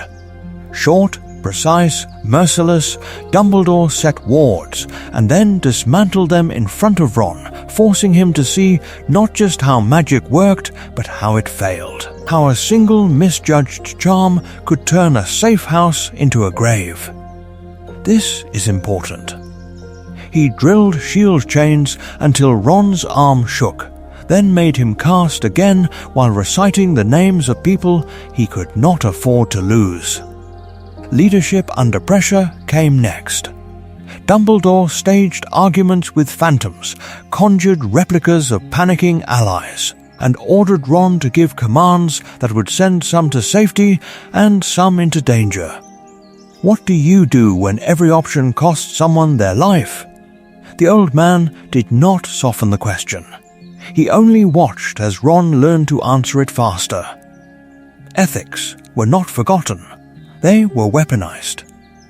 Dumbledore laid out the theory of the unforgivable curses, the edge of legitimacy, the seductive logic of for the greater good.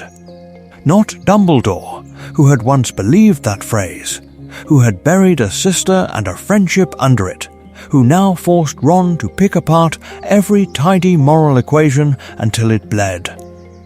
This is important, he said again, when Ron flinched from the idea of sacrificing one for many.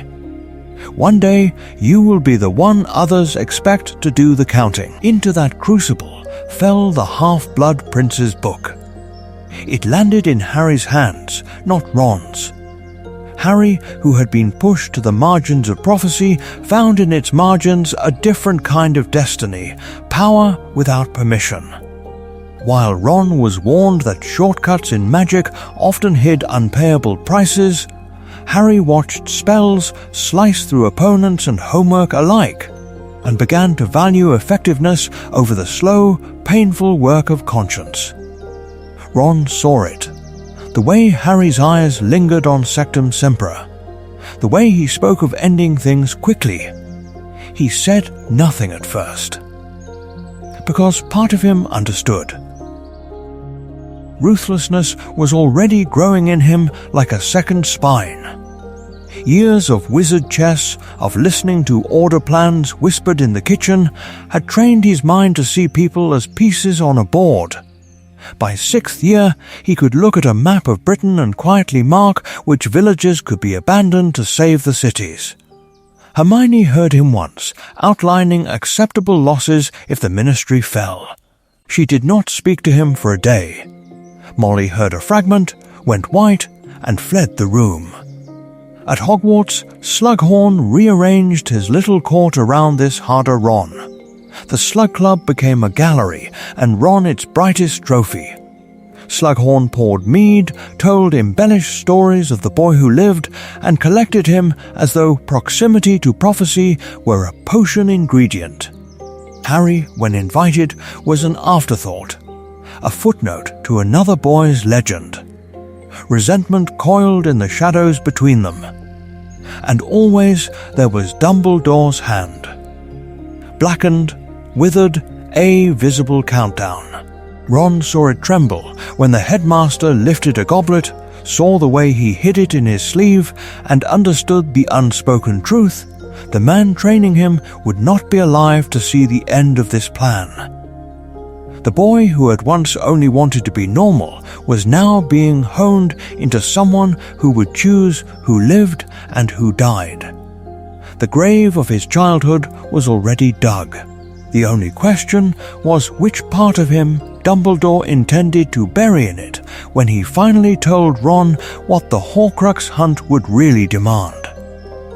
The choice is different this time. The tower will still fall, the green light will still carve a grave into the night, but the boy at Dumbledore's side is not Harry Potter. It is Ron Weasley, the seventh son, the reluctant fulcrum of a prophecy he never asked to fulfill. Dumbledore takes him to the cave because strategy is now the most precious resource they have.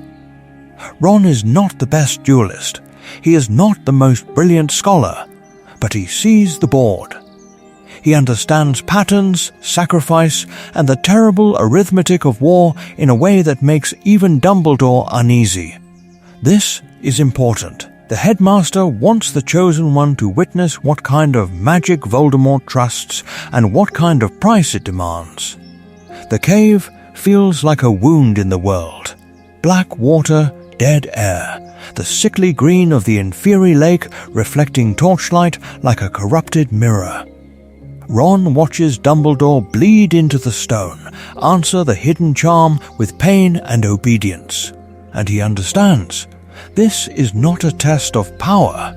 It is a test of endurance, of how much of himself Dumbledore is willing to spend to keep Ron alive. When the potion begins, Ron's horror is almost wordless. Dumbledore's hands shake around the goblet, his voice breaking as he begs not to be killed, but to be spared the vision of the burrow burning again, of Molly's body as a twisted replica on the kitchen floor, of Ginny's hair matted with ash. He sees each image reflected in the old man's eyes. Ron obeys the order to keep forcing the drink down, and every swallow feels like betrayal. The grave was empty in Godric's Hollow. Here, in this cave, Dumbledore is digging another one inside himself. Then, the pattern interrupts. Dumbledore, wild with phantom fire, reaches for the basin again, tries to claw his own throat, to cast blindly at shadows that look like Weasleys. Ron moves on instinct. He knocks the wand from Dumbledore's hand, fingers closing around the Elder Wand without knowing its name, only knowing that if he does not stop this, the man will kill himself or call the inferi down upon them both.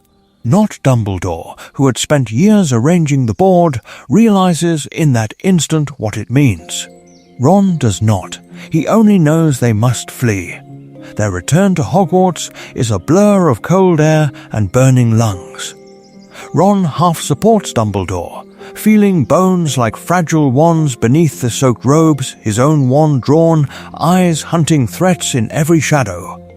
They reach the tower.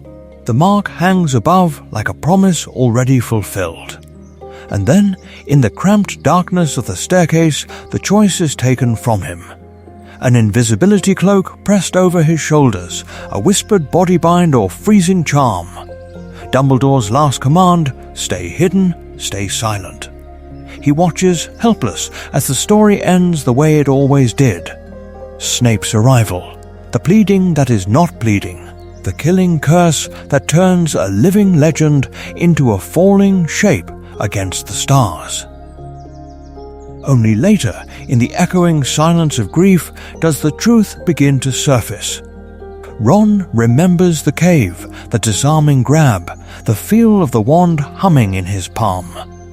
The Elder Wand's allegiance has turned, quietly, irrevocably. The man who tried to spare him from too much knowledge has left him with a secret power he never wanted, bound to a death he could not prevent, and to a final battle that will no longer obey Dumbledore's plan. The grave of Dumbledore's plan was empty. This is important. The wand had chosen Ron, the prophecy had named him, and yet the world still expected him to move like a piece on someone else's board. At the Burrow, on the eve of Bill and Fleur's wedding, the air itself felt conscripted. Order members crowded the crooked kitchen and overfull yard, but their glances kept circling back to one freckled figure by the window. They asked Ron which patrol pattern to use, whether the wards should be shifted if the decoy guests should arrive early. Not Dumbledore, who had once dictated every movement, and not Moody, whose paranoia had shaped their last escape. Ron, a boy who used to be sent out to denome the garden, now stood as quiet commander of the Weasley home. Molly tried to drown that reality in ceremony. She fussed over tablecloths, over bouquets, over the exact angle of a cake knife, as if precision could turn this from a war council into a wedding. Her hands shook when she adjusted Ron's dress robes, but her voice stayed bright, determined, almost brittle.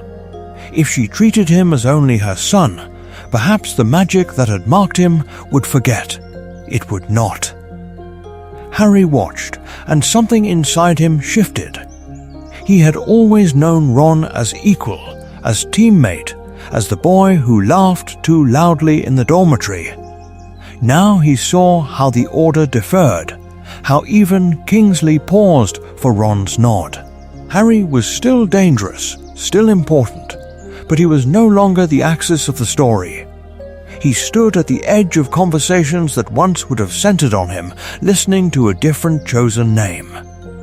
The decision to leave Hogwarts did not arrive as a wild act of teenage defiance. It came sealed in parchment and in prophecy. Dumbledore's will named 3 bequests, but only 1 command. To Ron went the Deluminator, and in a separate letter written in a tighter, more exhausted hand, the instruction to continue the Horcrux hunt. The letter made it explicit. The magic that had rebounded from Voldemort had bound itself to Ron's survival, and so the task must be his. Harry and Hermione were named not as followers, but as chosen support. The 2 people Dumbledore believed could hold him upright when the weight became unbearable. Ron read those lines and felt the floor tilt. He was not the best spellcaster. Hermione was. He was not the bravest duelist. Harry was. He was a strategist, yes, a boy who saw patterns on a chessboard and in battle maps, but destiny did not care for modest self-assessments. Every choice he made now felt like a possible catastrophe, each path a grave he might dig for the people he loved. On the run, that fear translated into structure. Their camps became rehearsals for sieges. Ron mapped routes across Britain with a precision that would have impressed even McGonagall, marking safe houses, water sources, and apparition points. Rehearsing responses to ambushes until Harry's muscles ached and Hermione's notes filled entire journals. He insisted on rotating watches, on contingency plans within contingency plans. Was this caution wisdom or the desperation of someone who did not trust himself to improvise? Even he did not know. Harry, used to instinct and sudden leaps into danger, found himself both impressed and quietly exhausted. Hermione, who had once believed that knowledge alone could save them, began to see the cold utility in Ron's tactical mind. Their dynamic shifted. Harry the spear, Hermione the archive, Ron the unseen hand moving them through a hostile landscape. And then came the locket. When it hung around his neck, the Horcrux did not whisper of spiders or poverty. It whispered of fraud. It told him he was a replica of a hero, not the real thing, a boy standing in a role that should have belonged to Harry. It murmured that Hermione walked beside him only because prophecy had pointed her there, that her loyalty was duty, not love. The grave was empty, it hissed, and so was he. Under its weight, every plan felt like a lie, and every success like stolen credit from the friend who, in another story, would have been the one to stand where Ron now stood. The hunt had begun, and already the magic that chose him was trying to break him from within. The breaking point did not come with a scream. It came with a sentence that hung in the damp air of the tent like frost. Maybe you'd be better off without me. This is important, because when the Chosen One says those words, the entire story shudders. They had been circling this argument for weeks. Hunger, cold, no, clear plan, beyond Dumbledore's half-finished clues, and a locket that burned like a brand against Ron's chest. Yet beneath the complaints about food and direction lay something older, more poisonous. Ron was not merely furious that they were wandering forests while the graveyards of the war filled up. He was furious that Dumbledore had ever pointed at him, a freckled, anxious boy from a poor, crowded house, and called him necessary. Harry still moved through danger as if born to it. Instinctive courage, reflexive sacrifice, the boy who, in another life, would have been the one. Ron knew that. The locket knew that, and it used that knowledge like a blade. Around his neck, the Horcrux whispered and showed him replicas of his worst fears. The burrow in flames again, only this time it was not rebuilt. Arthur's body in the yard. Ginny's wand snapped beside him, Molly's voice hoarse and broken, repeating that she had trusted him, that she had believed the prophecy meant protection, not ruin. In every vision, they turned to him as if the grave of their happiness was dug by his hand. Then other images. Harry and Hermione in a sunlit Hogwarts courtyard, older, unburdened, laughing, no locket, no prophecy, no Ron. The magic that clung to him in this life had chosen someone else in that one, and they were alive in a way he no longer remembered how to be. The grave was empty, the locket hissed, and so was the space he occupied in their future. He snapped when Harry spoke of having to keep going. The words sounded, to Ron's ears, like entitlement, like eagerness. "You like this," Ron said, voice shaking. "You say you don't, but you do. You've always wanted to be the one. You resent that Dumbledore chose me."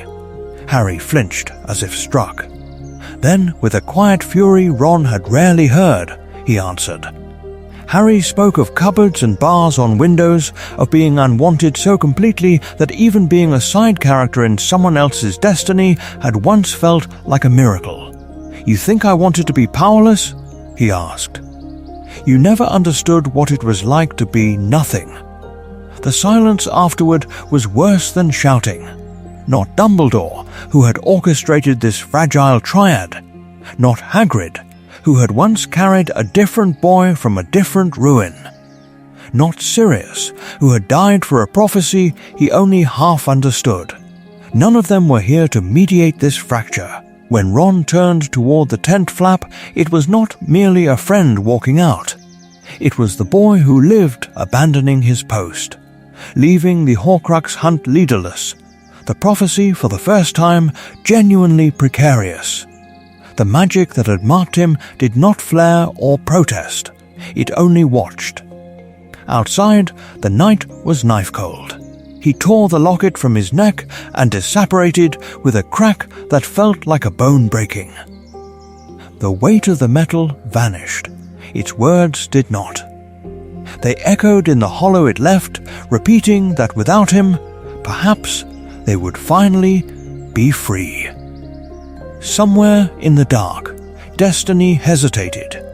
Could the war survive its chosen champion walking away? Or had the story just slipped irrevocably out of its foretold shape? Ron landed in the field beside the burrow with a crack that did sound like something breaking. Not just air, something in him. The house was lit, warm, alive with movement, as if the war were an unwelcome guest that could be kept outside by stubbornness and a kitchen door. Molly wrapped him in her arms before he could speak. Arthur's hand came down on his shoulder, heavy, forgiving. Bill and Fleur made space for him at Shell Cottage when the tension at the burrow grew too tight, when the wireless hissed with reports of disappearances and raids, and the name Potter spoken in worried, wondering tones. Harry and Hermione were gone. The boy who lived had abandoned his post. That was the story. Ron tried to step back into it. He helped Ginny peel potatoes, pretended to listen while Fleur spoke softly about hope and timing and plans. He lay awake under a sloping roof, hearing the sea batter the rocks, feeling the locket's absence like a phantom weight at his throat. He knew, with a clarity that hurt, that he had run not just from danger, but from the grave he thought his life was becoming. The Deluminator activated on an ordinary night. This is important. There was no thunderclap, no prophecy, only a soft click as the lights in the tiny sitting room winked out, and a globe of captured radiance hovered before him, pulsing like a heartbeat. And from within the light, Dumbledore's voice, thin and remembered, speaking his name as if it were both question and command. Not Dumbledore, who had placed all his faith in a frightened boy, but something older in the magic he left behind answered Ron now. The light did not simply point him back to his friends. It offered him a choice: return as the one who had failed, or as the one who would not let failure be the end of his story. He followed. The light sank into his chest like a second lung, and with a wrenching pull he was elsewhere, in a forest made of silence and frost. Harry's protective charms hummed faintly on the air. The silver doe stepped from the trees, a replica of grace and sorrow, and for a moment Ron thought it had come for Harry, as everything always had. It did not look at Harry, it looked at him. The pond was a black grave in the ice. Beneath its surface, the sword of Gryffindor burned red, as if remembering basilisk blood and fire. Ron's scar seared with the cold before he even touched the water, a bright, punishing line across his skin and his history. No one else moved. No one else could. Destiny, which had hesitated when he left, narrowed again like a gaze. He dove. The water was a killing cold, a charm of winter wrapped around his ribs. The chain of the sword tangled with the ghost chain of the locket in his mind, dragging him down, but his fingers closed on the hilt with a certainty that felt like truth. When Harry dragged him gasping onto the bank, the sword lay between them, and for once it was not obvious which of them the magic had chosen. Then came the locket. Opened, it did not simply whisper, it screamed in images. Harry, tall and sure, the true hero. Hermione choosing him with a smile that never once flickered toward Ron. The Weasleys alive and safe because he had never been burdened with a scar, with a prophecy, with expectations that turned love into watchfulness. A life where he was expendable and therefore untouched. Ron shook. The visions knew where to cut. They carved at every jealousy, every moment in the shadow. The grave was empty in front of him. He could lay his courage in it and walk away again. He did not. With a sound that was part rage, part apology to himself, he brought the sword down. Metal met Horcrux with a scream like a dying star. The locket shattered, and with it the story that he did not matter. In the ringing quiet after, Ron realized he was still breathing, still chosen, but by his own decision. Harry looked at him then as if seeing something new, not a sidekick returned by narrative inevitability, but a boy who had gone to the edge of his fear and come back carrying a sword. Harry understood, dimly but truly, that Ron's heroism was not an accident of prophecy. It was a choice he would have to keep making, again and again. And Harry's own place, perhaps, was not to take the burden from him, but to keep him human while he bore it. In the frozen forest, beside a shattered Horcrux and a steaming blade, the boy who lived chose, for the first time, to be him. The sword still steamed in the snow when the next temptation found him. Around a low fire, with the forest pressing close and the locket's pieces wrapped like a relic of some defeated saint, Xenophilius Lovegood told them a children's story. The Tale of the Three Brothers. A bridge of magic over a black river. A hooded figure older than any grave. A wand, a stone, a cloak.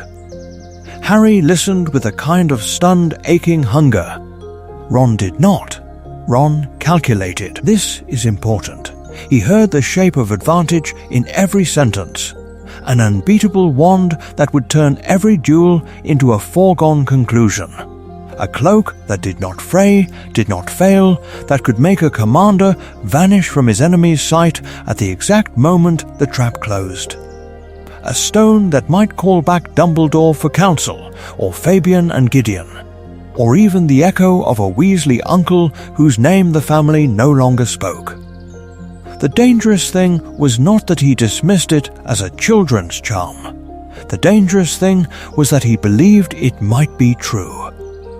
To a strategist raised in a house where hand-me-down wands misfired and plans were the only luxury, the Hallows did not sound like myth. They sounded like the perfect completion of a battle map he had been drawing since he was 11.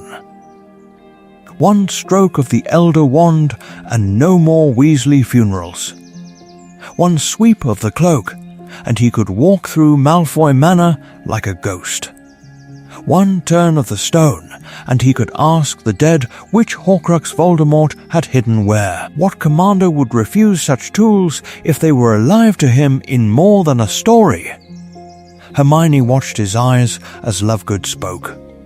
She saw the way his gaze did not go soft with grief, as Harry's did at the mention of parents and lost loved ones, but sharpened, distant, as if he were already placing the Hallows like chess pieces on a board only he could see.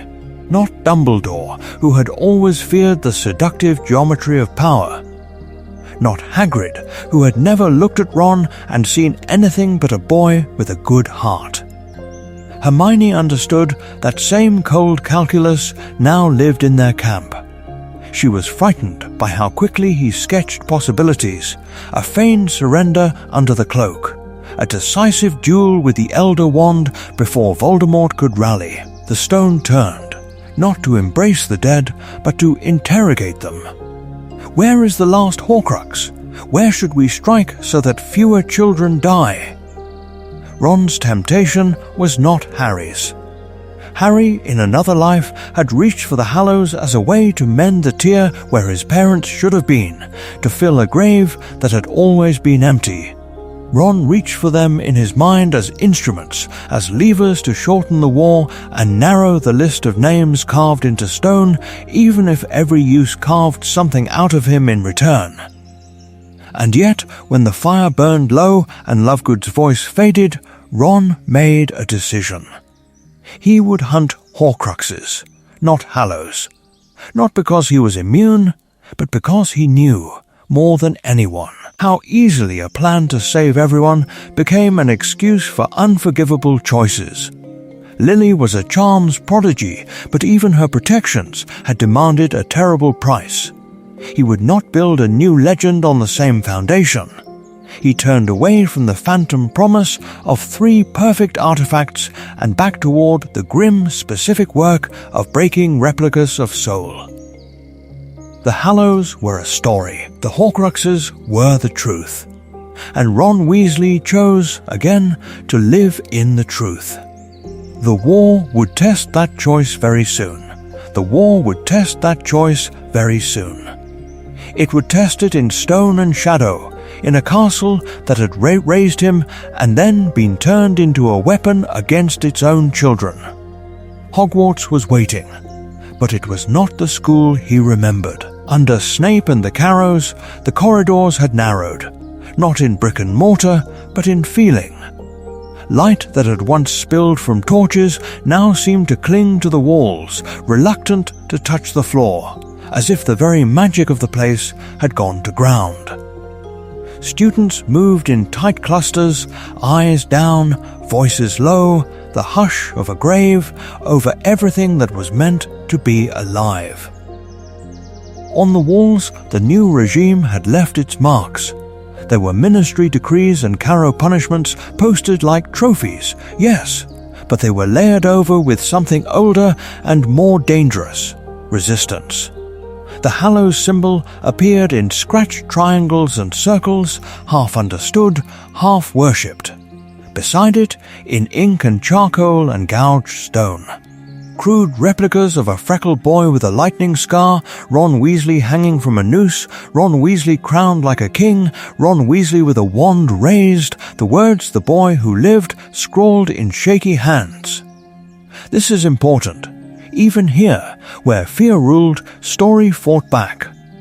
The deer had kept that story alive, not Dumbledore, who had once believed prophecy was burden enough, not Hagrid, who had carried another child from another wreckage, not Sirius, who had never lived to see this version of legend take root. It was Neville and Luna and Ginny, and a handful of others who had turned Ron's history into something larger than truth, retelling the Department of Mysteries as if he had stood alone against Death Eaters, whispering about the chessboard in first year as if the whole castle had watched him fall. Children who had never met him spoke his name like a charm. And the real Ron, slipping back into the castle under the invisibility cloak, knew how much of it was wrong. His familiarity with Hogwarts became a weapon. He led Hermione and Harry through hidden staircases that had once been shortcuts to the kitchens and the pitch, now routes that skirted Carrow patrols and skipped past rooms turned into detention chambers.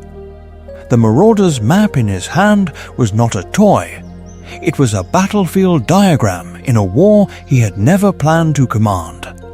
When they reached the Room of Requirement, the shock was almost physical. It had become a refuge, yes, but a refuge built around his absence. Banners painted in Dahans bore his name. Rough sketches of his face lined the walls, some careful, some childlike, all earnest. Someone had drawn him standing between the Carrows and a line of first years, wand outstretched. Someone else had written Ron Weasley lives under it, as if that alone were a victory. Neville's voice, when it came, was quiet, worn smooth by months of leadership he had never asked for. He admitted that saying Ron's name, invoking his story, had held the Dar together when the punishments grew worse, when the screams from the dungeons lasted longer. They needed to believe the boy who lived was out there, still moving pieces on a board they could not see. Ron listened, surrounded by his own myth, and understood with a clarity that hurt. The war was no longer about Voldemort and a line in a prophecy. It was about what his existence had become to these children who had drawn him without ever seeing his face, who had prayed over a replica of a boy they did not truly know. If he failed now, it would not only be his death. It would be the collapse of a story that was the last fragile shelter between them and despair. He looked at the banners, at the makeshift camp arranged around his legend, and felt the castle itself holding its breath. Somewhere above them, Voldemort was moving. Somewhere below, a final choice waited, and Hogwarts, darkened and defaced, was about to become a battleground that would decide whether the boy who lived remained a story or a grave with no body in it at all. Hogwarts did not simply wait to be attacked. It bent itself, under Ron's will, into a weapon. He spread the map across the staff table in the Great Hall, the enchanted ceiling above them a false calm of unmoving stars, staircases, corridors, secret passages traced in ink and memory. He did not see a school. He saw a chessboard he had walked for 7 years, every trickster and whispering portrait a piece to be moved, sacrificed, or held. The plan was brutal in its clarity. Force the Death Eaters into channels, then break them. Shifting staircases locked by timed charms. so that once an enemy column committed to an ascent, the entire structure would swing, isolating them in dead-end galleries lined with suits of armor that would come alive on command. Moving portraits instructed to mislead invaders, to scream warnings when masked figures passed, to swing open into hidden spaces where ambush teams waited in the dark. This is important. He was not trying to win ground. He was trying to waste the enemy's time and blood before they ever reached the heart. McGonagall stood opposite him, rigid, eyes sharp as steel.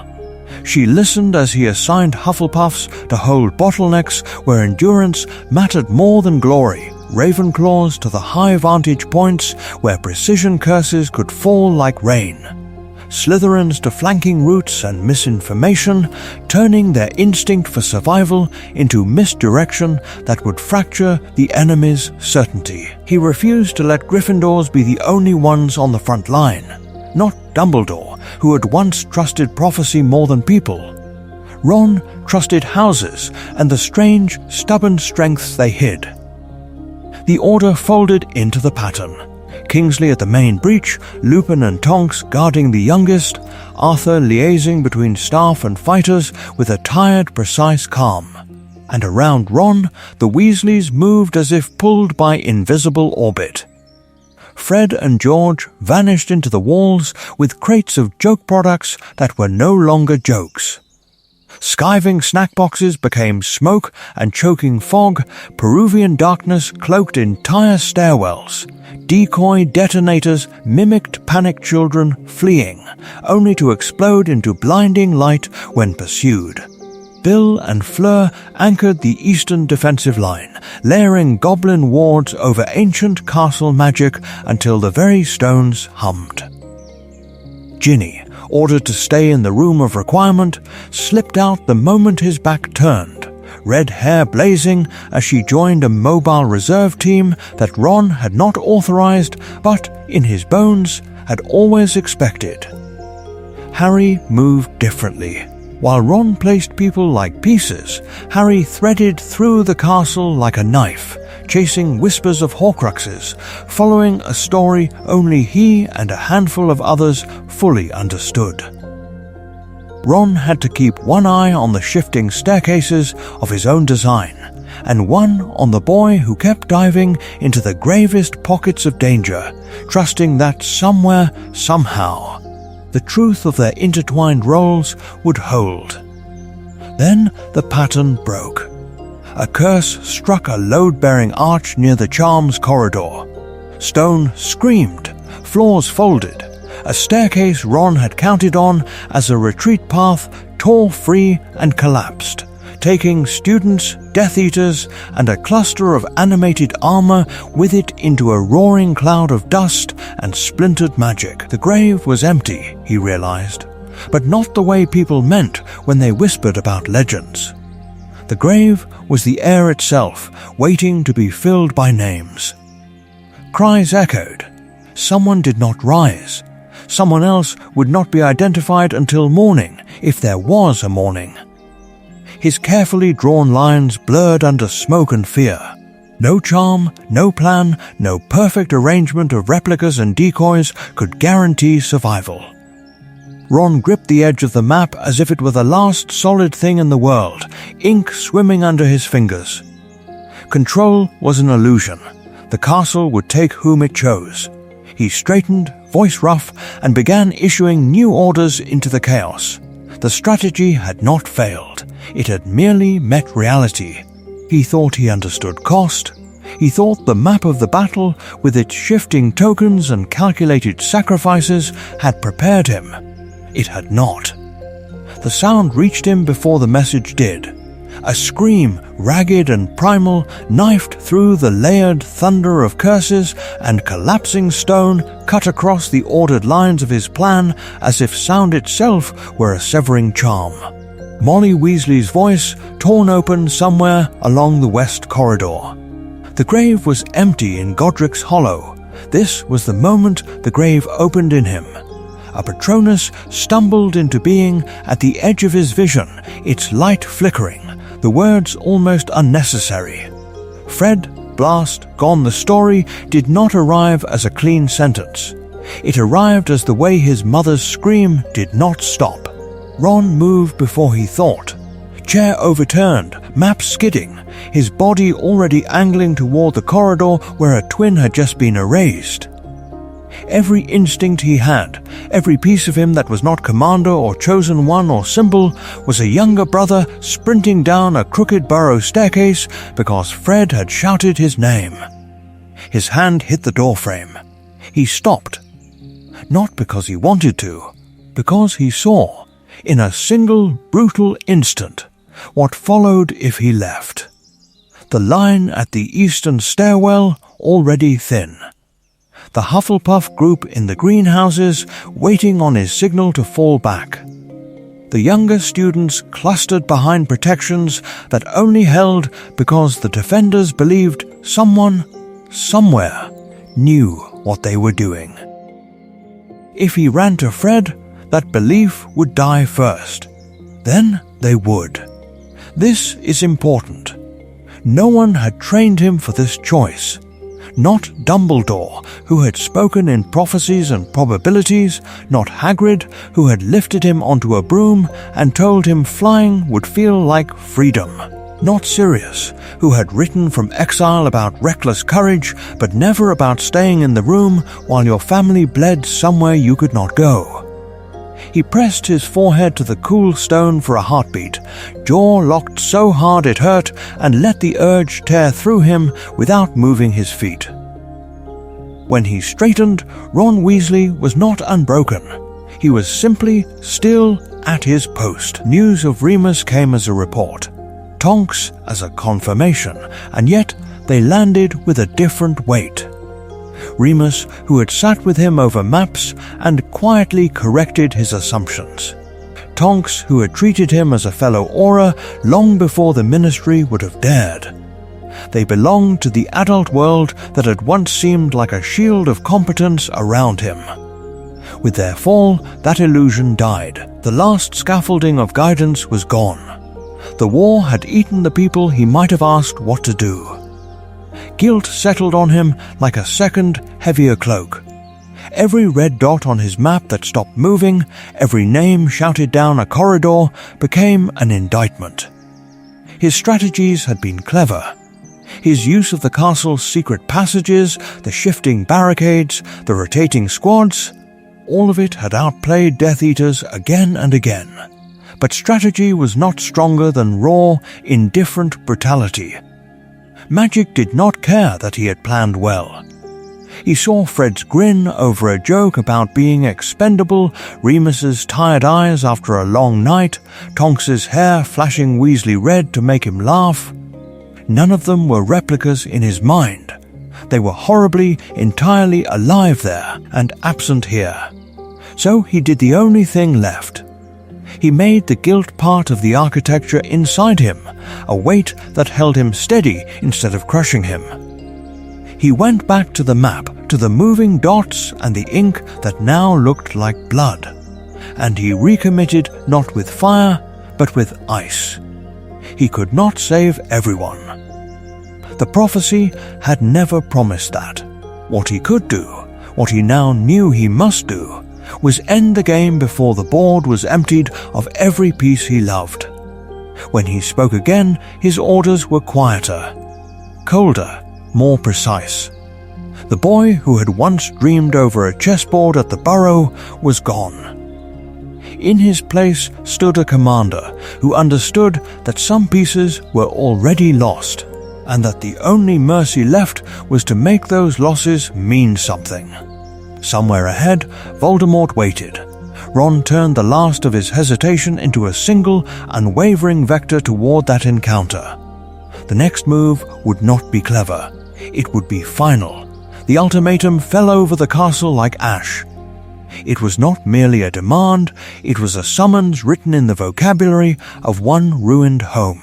Voldemort's voice rolled through the grounds, amplified by magic, cold and exultant as it named the place where this story had first been written in blood. Ronald Weasley, it said, and the name itself seemed to bruise the air.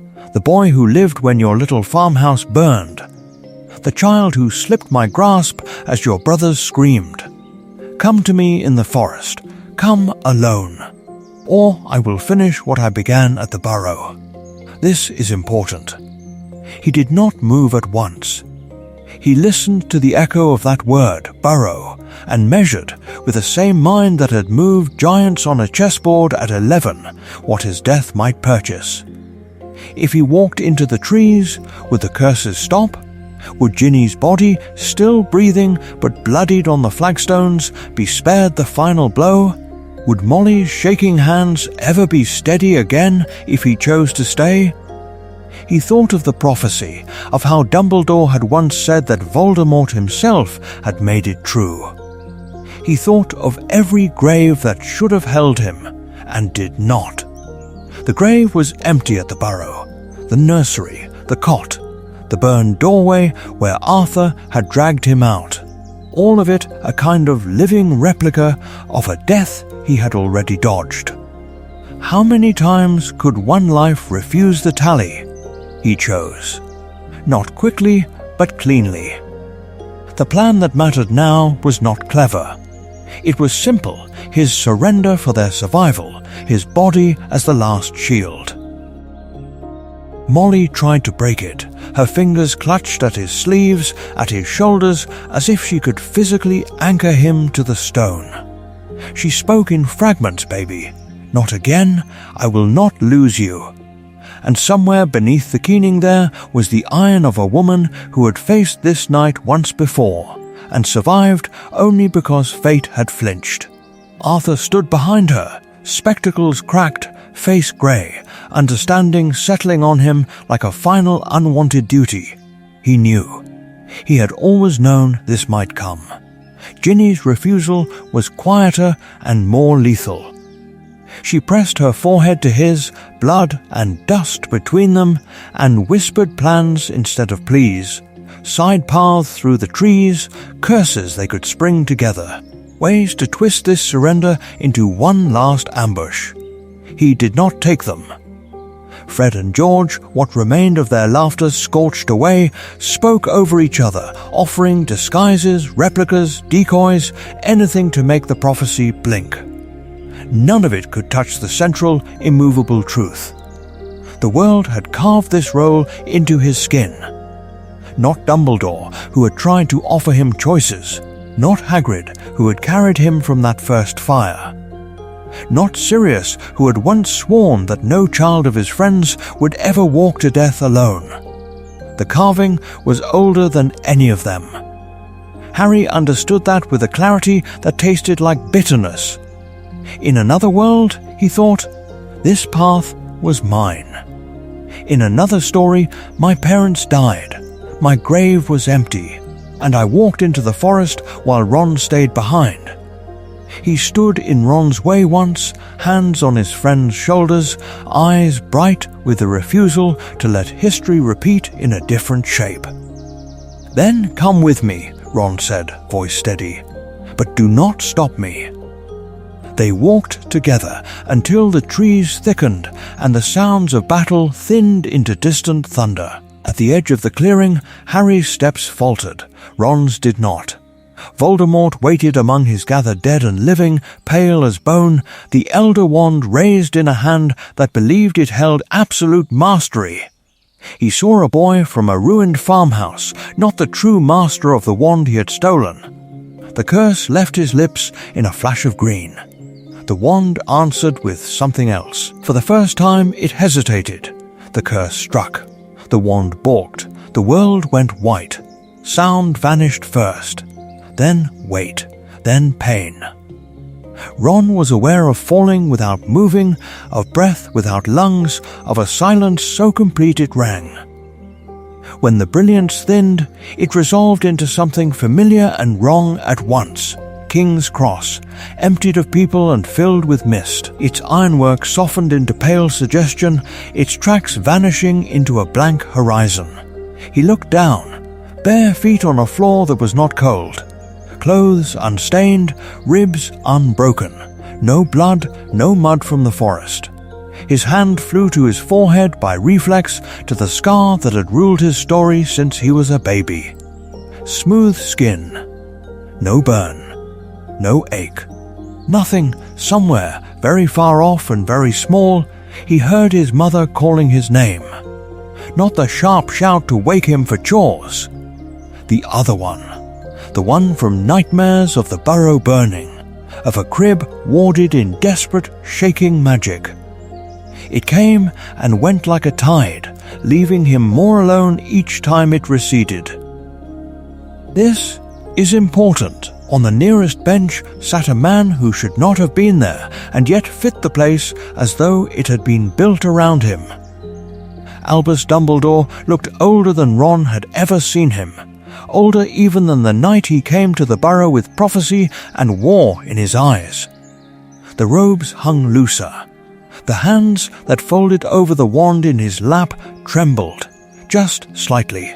His gaze held all its usual light, but it was the light of a graveyard candle, not a feast. "Professor," Ron said, and the word tasted like a question.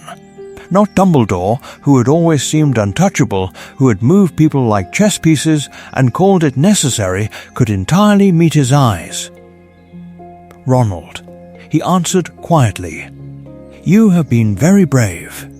Braver than I had any right to ask." Ron sat, because his legs did not seem interested in obeying him. "Am I dead?" The old fear coiled under the words.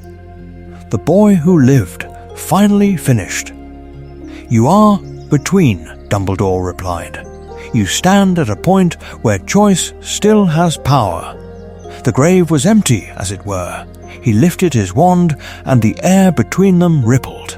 A small, twisted thing appeared on the mist-bright floor, whimpering, flayed, trying to pull itself into shadow where no shadow existed. "A piece of Tom Riddle," Dumbledore said. "The fragment that latched to you the night he came to the burrow, when he tried to kill the seventh son of a pure bloodline he feared. When your mother's protection, your family's defiance, and his own splintered soul combined into this replica of life." Ron stared. He had seen horrors in this war, but this was different. It was his. "It has ridden your magic, your anger, your fear," Dumbledore continued, as Harry's scar once did in another telling of this story. But the Elder Wand did not truly serve him tonight. Its allegiance was yours, won in a farmhouse yard when you disarmed its previous master. When you walked into death willingly, you offered yourself, not as a weapon, but as a target. That choice broke his hold on both wand and soul. Ron's laugh came out raw.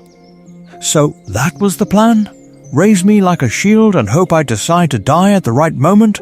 Was I ever anything more than a tool to you? Was Harry just the backup chosen one in case your prophecy game went wrong?" The questions hung in the white air like accusations carved in stone. Dumbledore closed his eyes. "I did not plan your courage," he said. "I merely relied upon it. Too much. I believe prophecy described a prison we must inhabit, rather than a warning we might defy. Could different choices by older, supposedly wiser witches and wizards have spared you? Yes, this is important. Yes, images crowded the mist around them, the burrow under siege, Arthur dueling masked figures on his own front lawn. Molly standing over Ron's crib, wand hand shaking, Fred falling in the final battle's first blast. Harry, thin and stubborn, standing at Ron's side when the world called him a spare. "You may go on," Dumbledore said softly. "Leave this burden. Others will fight. Others will fall. Or you may return, and the story will continue to demand of you, not because a prophecy commands it, but because you choose it." Ron listened. To the distant echo of his mother's voice, to the remembered crack of the curse that had taken Fred, to Harry shouting his name in the forest as the green light came. "I'm tired," he admitted. The word shook, "but I'm not done. If I stay, then Fred just died." Harry's faith in me was a mistake. My family's whole life was for nothing. He stood. His feet did not slip on the mist.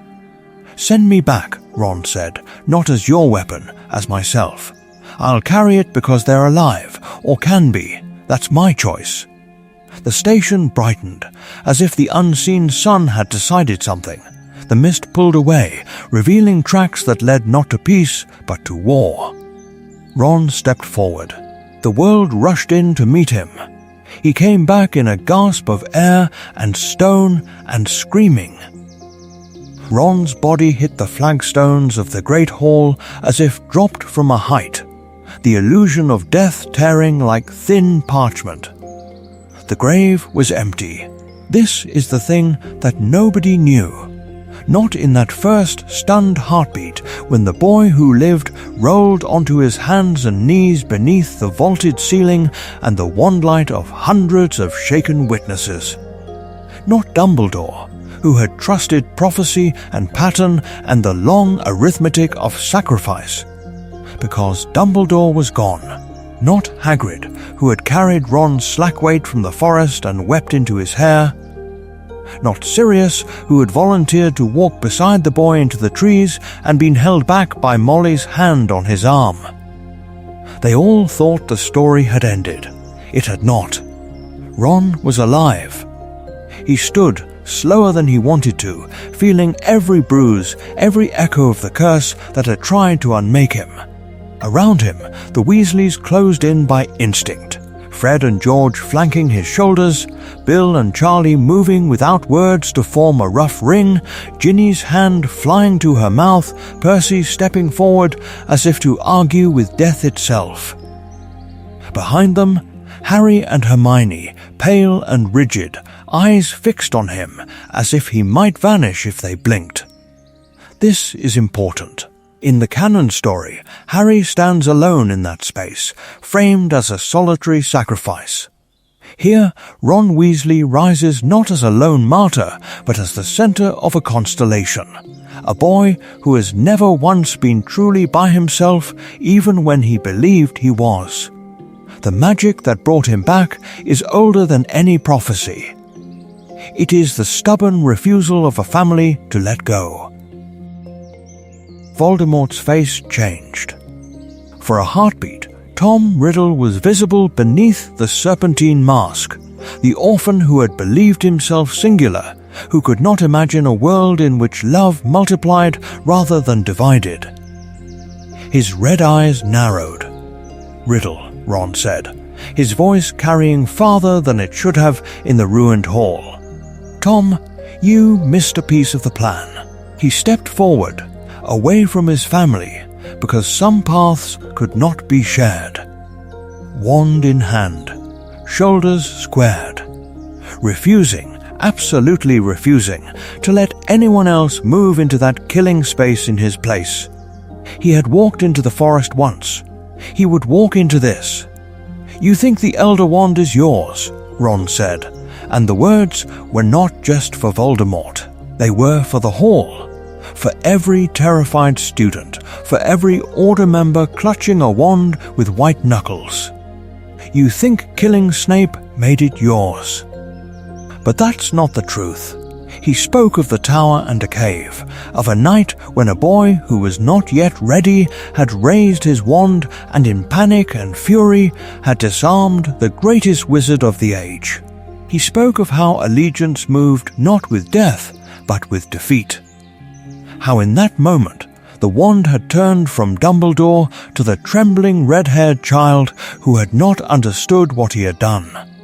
Lily was a charms prodigy, someone would say years later, trying to explain why protections clung to Ron like a second skin. But in this moment, it was not Lily's work that mattered. It was the Elder Wand's. It had never once bowed to Voldemort. It had tolerated him like a bad copy, a replica of power without its core. Voldemort laughed, high and thin, because he had to. Because the alternative was to believe that everything he had built rested on stolen, unwilling magic.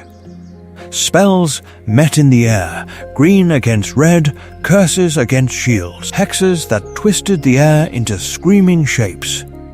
Ron moved like a chess player who had finally stepped onto the board, every faint a memory of nights bent over wizarding chess sets, of pranks plotted with Fred and George that had taught him how attention could be a weapon, how misdirection was a kind of charm. He let Voldemort think he was tiring on the left, then pivoted right. He staggered deliberately, drawing the killing curse to a shielded angle. He attacked not where Voldemort stood, but where Voldemort would have to move to avoid humiliation. Each spell was a question. Will you protect your pride or your life? And Tom Riddle, who had always chosen pride, chose it again. The final curses rose almost lazily, arcs of green and disarming red that seemed to move in slow motion. The Elder Wand recognized its master. It refused at the last instant to obey an order to kill him. The killing curse bent, twisted, and came home. Voldemort fell as if the world had withdrawn its consent for his existence. No scream, no speech, just a body hitting stone. Dust settled in the great hall. The silence was a physical thing. Ron stared at his own hand, at the wand that had just ended a war that began before he was born, and understood with terrible clarity that survival was only the beginning. The silence did not last. It shattered. Sound crashed back into the great hall in ragged waves, sobs, hysterical laughter, the crack of collapsing stone. The pop of arriving ministry officials who were already too late and yet somehow precisely on time for the photographs. The air tasted of dust and iron and old magic. Ron was still staring at his hand when the first reporter tried to force a quill between his fingers, as if the wand that had killed Voldemort should now sign a statement. This is important. No one had prepared him for victory. Questions came like curses. How does it feel? What was your plan? Did you always know? Quills hovered inches from his face while he was still streaked with someone else's blood, while bodies were being gathered beneath torn house banners, while Fred lay in a side chamber that smelled faintly of potion and smoke. The story wanted to be written before the dead were even counted. The grave was empty, but not the metaphorical one the prophet would print the next morning. That grave would be filled with names and headlines and a single blazing image of a red-haired boy who looked too young to have ended an old man's nightmare. Ron heard none of it clearly. The world had narrowed to a dull roar behind glass. He moved when pushed, nodded when prompted, but inside there was only a hollow where the prophecy had lived. For years, his identity had been a sentence spoken by others, a charm cast over his childhood, the boy who lived, the seventh son, the weapon. Now the enemy that sentence pointed to was gone, and the words hung in the air without an object. Who was Ron Weasley, if not the answer to Voldemort? Harry saw the way his friend's shoulders locked. He stepped in without ceremony, without asking permission.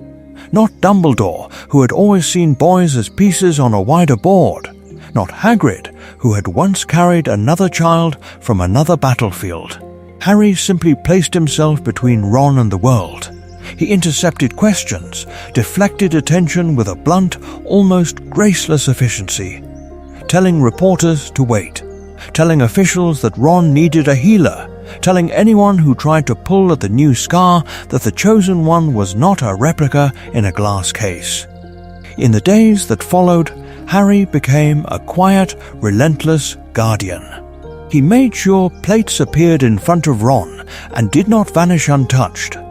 He woke him from night terrors where wands would not cast and brothers would not rise. He sat beside him at the burrow when owls thudded against the windows with letters that called Ron savior and asked for favors. And he was there when Ron whispered, almost angrily, that too many people were alive who should be dead, and too many were dead who should have been spared. At the burrow, joy fractured on contact with reality.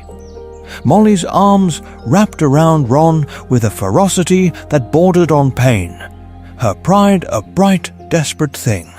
But every celebration caught on Fred's absence like cloth on a nail. Arthur polished his glasses more than he spoke. George moved through rooms like a half-finished charm. One side of a vanished twin spell, his laughter replaced by a silence that made any talk of triumph feel obscene. This is important. The Weasleys had won the war and lost a son.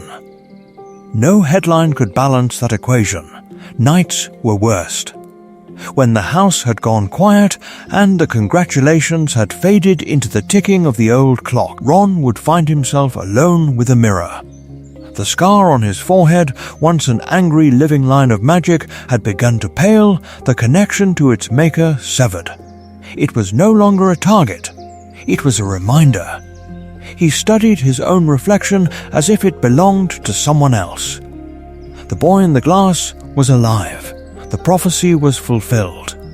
The plan, such as it had ever been, was complete. And yet the question that rose in his throat was not about destiny or death, but about tomorrow. How do you live when the story that defined you has ended and the next chapter is unwritten? Ron touched the fading scar and understood with a different kind of fear that survival had been the simpler task. The harder work would be learning how to exist without a script, in a world that no longer needed a chosen one but insisted on keeping one. Outside his door, footsteps paused. Someone had come to speak to him, with news that would make that task even more complicated. It was not an owl with a summons, nor a messenger with a new crisis. It was Hermione, older and tired and incandescently alive, standing in the doorway with the kind of news that does not shatter a world so much as tilt it. 19 years later, Ron Weasley did not look like a legend. He looked like a man who had survived one. He was still lanky, still freckled, but there was a solidity to him now, a quiet strength in the way he occupied space, as if he had finally grown into the weight he had carried since childhood. His scar, once a burning axis around which the war had turned, was a pale thread along his temple, more memory than wound, no longer the first thing anyone saw when they looked at him. This is important, because it meant the boy who lived had become, at last, a man who simply lived. He had tried at first to be an auror in the old mold, duels, raids, dark corridors, and darker choices. But the work tasted too much like the war, and Ron knew, with the cold clarity that only comes from standing over too many bodies, that if he stayed on the front lines, he would never learn how to be anything but a weapon. So he moved sideways, into strategy, into planning rooms where maps replaced battlefields and quills replaced wands. Not Dumbledore, who had once moved children like chess pieces because prophecy said the board demanded it, but Ron, who refused to let any plan be written without the names of the people it would endanger. In time he went further still, into ministry reform, into the slow, grinding work of dismantling the quiet machinery that had tried to turn him into a symbol instead of a son. He rewrote protocols around prophecy. He forced open archives that had been sealed with the excuse of security. He insisted that no child would again be classified as an asset. Hermione was there for all of it. Their marriage was not a simple binding of two war-scarred souls seeking refuge in each other's familiarity. It was an ongoing argument with history. She challenged his instinct to disappear into guilt. He challenged her instinct to trust systems she could outthink. Together, they interrogated every narrative that had smoothed their terror into inevitability. every official account that made it seem as though the grave had been the only possible end for so many. Their shared language was not just love, but refusal. And Harry? Harry walked beside him without the old imbalance. No longer savior and shadow, they were simply two men who had been children in a graveyard and lived long enough to see their own children laugh without flinching at loud noises. The old jealousy, the old awe, had burned away in the same fire that took their innocence. What remained was something quieter and more durable, the knowledge that each had at some point been willing to die for the other, and that the harder task was learning how to live for their families instead. On platform 9 3/4, steam curled around Ron's ankles like a half-remembered charm. The scar did not twinge. No whisper of Voldemort threaded through the air. His children stood before him in brand new robes that were not hand-me-downs from dead boys, their trunks solid, their eyes bright with a fear that was ordinary and a hope that was unburdened. He watched Rose glance at the scar, then at his wand, then at the scar again, as if trying to reconcile the father who burned toast with the figure in the history books. Hugo tugged at his sleeve, asking for the third time whether the Sorting Hat could read his mind. Pattern interrupt, Ron almost told them the whole truth.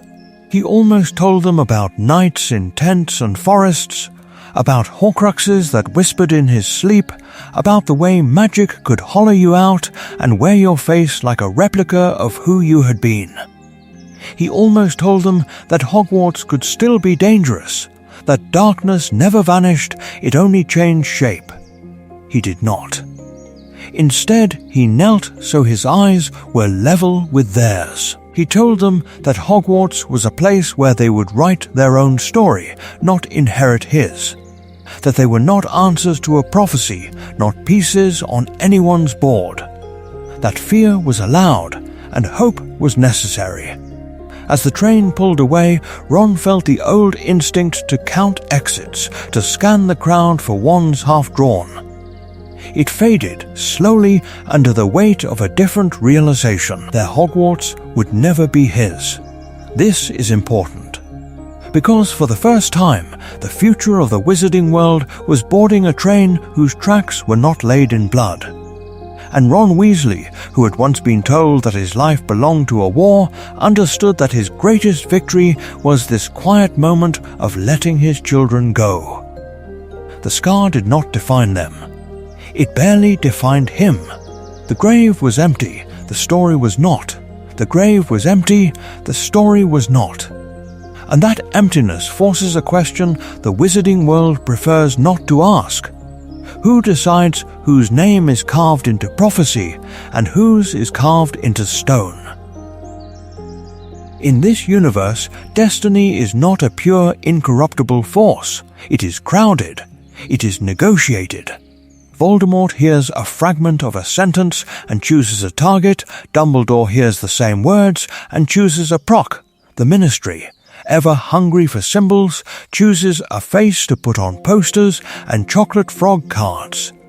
Ron Weasley becomes the boy who lived not only because a prophecy allowed it, but because a Dark Lord wanted a pure-blood rival, because an old headmaster needed a focal point for hope, because a frightened government required a living replica of victory to pretend the war was still winnable.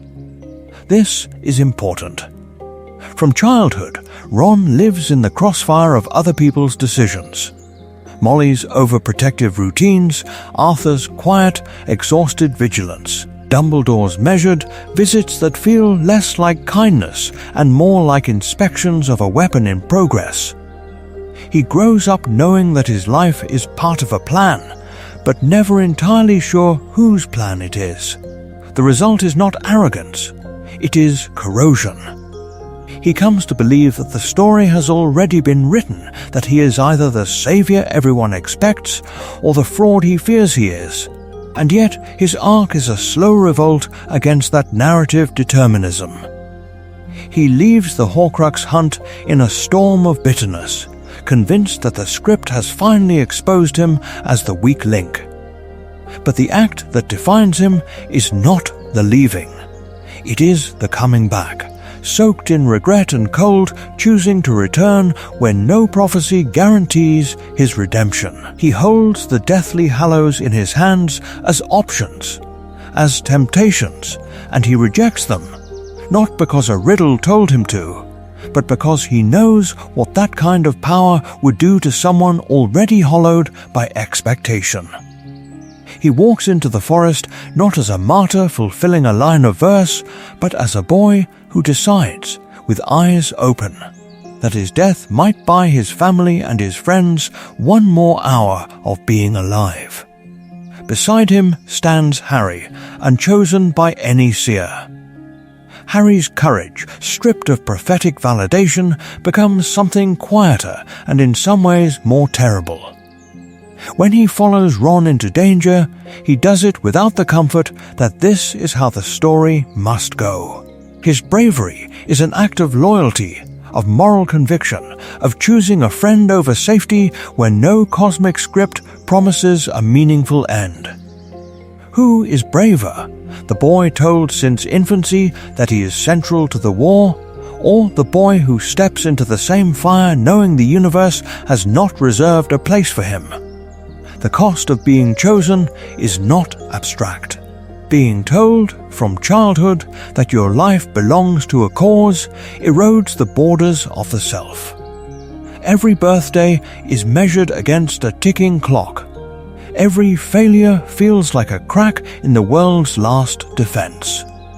Not Dumbledore, who had spoken so gently of destiny, truly accounted for the nights Ron spent staring at the ceiling of the burrow, counting the lives he had been assured depended on his next breath.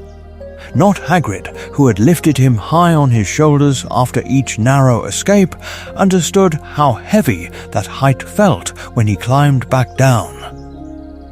By shifting the prophecy to Ron, the series' themes are not broken, they are sharpened to a finer, more painful point. We see with greater clarity that no child, whether raised in a cupboard or a cramped attic room, should have to carry a war in his ribcage. The magic of sacrifice, the charm of love that protects, becomes less a triumphant answer and more a haunting question. If destiny can be redirected so easily by choice, by fear, by politics, then who, in the end, has the right to decide that any child's future belongs to a graveyard rather than to themselves? The grave was empty, the prophecy was full, and somewhere between those two lies the uncomfortable truth the wizarding world has never wanted to face. The grave was empty, the prophecy was full, the Weasleys' pantry was not. This is important, because when the boy who lived grows up in a house where the stew is stretched with water and every wand, robe and textbook bears someone else's history, the story cannot pretend that evil is only a matter of skull masks and forbidden curses. It must also look at the quiet, grinding cruelty of a ministry that will photograph a freckled child in a patch jumper beside the Minister for Magic, then send his father back to a basement office and cut his funding. Ron grows up not in a cupboard, but in a world of hand-me-down everything. Hand-me-down jumpers, hand-me-down expectations, hand-me-down fear. Every time the ministry wheels him out as a symbol of hope, the contrast between the polished marble floors and his frayed cuffs becomes a kind of living indictment. He is a replica of the heroic image they want, and yet unmistakably, stubbornly real. The truth is that his poverty makes every public smile an act of resistance, every staged photograph a study in exploitation. And then there is blood. Not the sanctified blood of an ancient pure-blood line, but the tainted blood of a family who will sit with Muggleborns, marry Muggleborns, protect Muggles. The Weasleys are already marked as traitors before the prophecy ever names their youngest son. When Voldemort hears that the child destined to defeat him is a Weasley, it is not just his life that is threatened. It is his ideology. The existence of a prophesied Weasley boy says in every possible way that worth is not measured by lineage, that magic itself has chosen a different standard. The war becomes less a duel between two exceptional wizards and more an argument about who counts as fully alive in this society. Not Dumbledore, who had always preached equality from the high towers of privilege. Not Hagrid, who had always loved fiercely from the margins. Not Sirius, who had fled his own family's creed, can quite erase the symbolism of a poor, red-haired child standing as the counter-prophecy to pure-blood supremacy. Institutions adjust. They always do. The ministry that once ignored Arthur's memos about dark artifacts now sends owls at midnight, demanding briefings, demanding access, demanding Ron's presence at carefully staged events. When fear is high, the Weasleys are courted, their kitchen table suddenly a strategic asset. When public opinion turns, when casualties mount, that same family becomes a convenient shield to hide behind, and later a convenient grave to bury blame in. The treatment shifts with the polls, revealing that to those in power, even a foretold savior is a resource to be spent. Inside the burrow, the cost is counted in heartbeats. A large family under siege means that every risk Ron takes is multiplied by 9. Mother, father, 6 siblings, and himself. When he leaves for Hogwarts, Molly's hug is not just maternal fussing, it is silent arithmetic. If he is captured, which child will they torture first? Which brother's body will he see on a battlefield because he dared to be brave? His courage is no longer romantic, it is terrifyingly concrete. A midnight mission is not an abstract test of Gryffindor valor, it is a potential letter to Ginny that will never be written, a chair at the table that will sit empty. The grave is not hypothetical for the Weasleys, it has names waiting. By making Ron the boy who lived, the story is forced to ask who is permitted to become a symbol of hope in a stratified world, and what it does to their family when that symbol bleeds. Who gets protection, and who is asked to be the shield? And when the final plan is laid, when strategy and prophecy finally collide, whose safety will the Weasleys choose to sacrifice first? The answer to that question will decide whether this war ends with a statue or with a kitchen chair that no one ever sits in again. The statue or the empty chair. The legend or the life lived in its shadow. In this altered story, friendship is the place where those two fates collide and refuse to separate cleanly again. Harry grows up as he always did, neglected, underfed, sleeping near a grave of broken toys and broken promises. But now there is a second absence pressing on his ribs. He knows, from the first time he sees Ron's scar in a Daily Prophet photograph, that there was another version of the world where the curse struck a different crib. Where his name, not Ron's, would have been whispered like a charm against the dark. This is important. Abuse is no longer his only wound. Possibility is. The envy that follows is not the simple childish resentment of a boy who wants a broom or a better wand. It is colder, more metaphysical. Ron has a family that is loudly, messily alive, a kitchen where every chair is full. Ron also has a prophecy.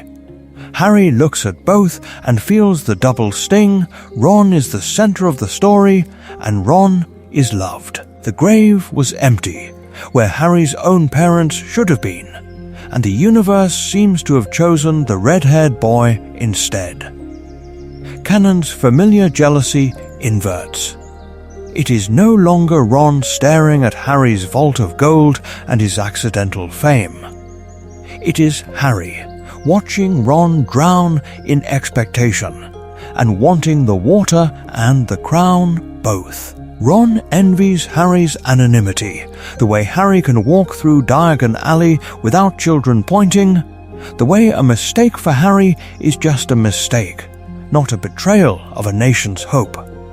Harry envies Ron's significance, the way every adult bends their plans, their magic, their fear around keeping one freckled boy breathing. This tension fractures them at the same fault lines. In the Goblet of Fire year, when Ron's name bursts from the cup, it is Harry who flinches. Not again, he thinks. Not everything again. He tries to be supportive, but the old hunger gnaws. Why him? Why not me? When Ron snaps under the weight of training and tells Harry he has no idea what it is like to be a walking target, Harry's reply is a whisper edged with steel. You have no idea what it is like to be unnecessary. Years later in the tent, the argument is sharper, more honest. Ron, worn raw by Horcrux whispers about his family dying because of him, accuses Harry of secretly wishing the curse had chosen his crib. Harry, exhausted, admits it. For a heartbeat, the friendship dies. Not Dumbledore, who had spoken of unity, not Hagrid, who had first put them on the train, not Sirius, who had promised family. None of them prepared the boys for this particular truth. Hermione becomes the fixed point in this spinning triangle. She refuses to let either boy turn his trauma into a weapon. When Ron leaves, she tells Harry that envy does not make his pain less real, but it does make it dangerous. When Ron returns, she tells him that expectation does not give him the right to hoard suffering as though it were proof of worth. Her insistence is brutal and tender at once. You are both wounded, and you will not survive if you compete to see whose scar matters more. The pattern interrupts itself here. Destiny does not drag them back together. Choice does, again and again. In hospital wings and muddy fields and cramped tents, they look at one another and decide that the story is not worth winning if it means losing the person who knows the worst version of you and stays anyway. By making Ron the boy who lived, the tale strips their friendship of comforting inevitability. It becomes more fragile, because it can break on the sharp edge of envy at any moment. It becomes more honest, because reconciliation demands that each boy acknowledge the legitimacy of the other's pain without diminishing his own. In this version, they do not stand together because a prophecy requires it.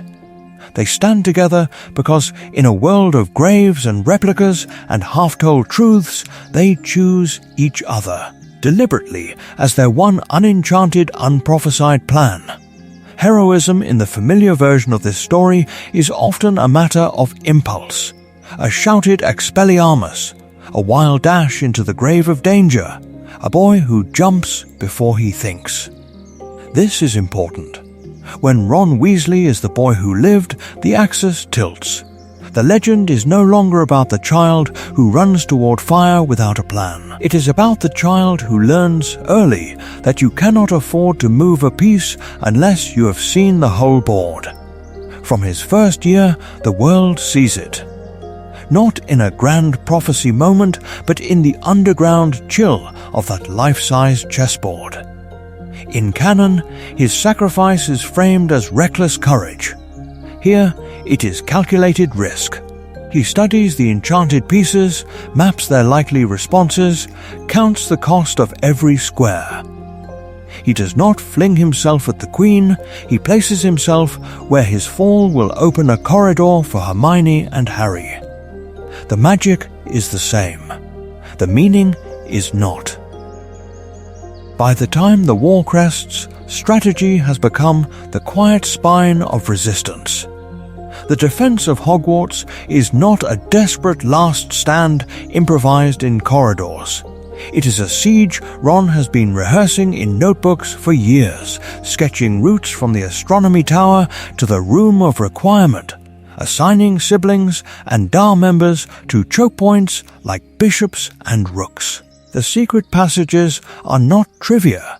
They are arteries in a living body he intends to keep alive. When the first Death Eaters breach the grounds, they step into a castle already rearranged by a boy who thinks in patterns and traps. The Horcrux hunt changes as well. There is no wandering across Britain led only by instinct and anger. There is a map on the Burrow's kitchen table, layered with Muggle atlases and wizarding charts, ink circles marking likely hiding places. Ron insists on redundancies, safe houses, coded owl routes, extraction charms prepared in advance. Hermione provides the theory, Harry the raw nerve of courage. But it is Ron who decides when they move and when they vanish, not Dumbledore, who had once believed that a single wand and a noble heart might be enough. Voldemort does not understand this kind of hero. He believes in power and fear, in the spectacle of the dark mark over a burning home. He believes that a boy raised in a cramped bedroom full of hand-me-down robes will be overawed by sheer force. He never truly believes that a child of pranks and wizard chess could outmaneuver him. That arrogance is a kind of blindness. The grave was empty of respect for subtlety, yet there is a cost to living as though everyone is a piece. Ron feels it most sharply in the hours after a victory, when the numbers are tallied and the names of the fallen are read aloud in the Great Hall. He remembers the moment he sent Seamus to hold a staircase, the instant he told Ginny to lead a flanking group through the grounds. He knew the risks, he accepted them on their behalf. What kind of courage is it to raise your wand and say go, knowing that some of them will not return? This is the darker side of strategy, the temptation to reduce friends to functions, to see a brother as a shield, a classmate as bait. There are nights when Ron stares at the Marauder's map and feels himself becoming cold, the inked footprints less like people and more like variables in an equation. He could become what he fights, not in cruelty, but in detachment. Lily was a charms prodigy, but no charm can soften the knowledge that you arranged the board on which someone you love was taken. And yet, the story refuses to call that coldness true heroism. The narrative bends towards something harder, a hero who not only survives the plan, but lives with it, who remembers every lost piece as a person, not a calculation, who walks past the graves after the war and recites silently the orders he gave that led each of them there. In this universe, courage is not just the moment you step forward.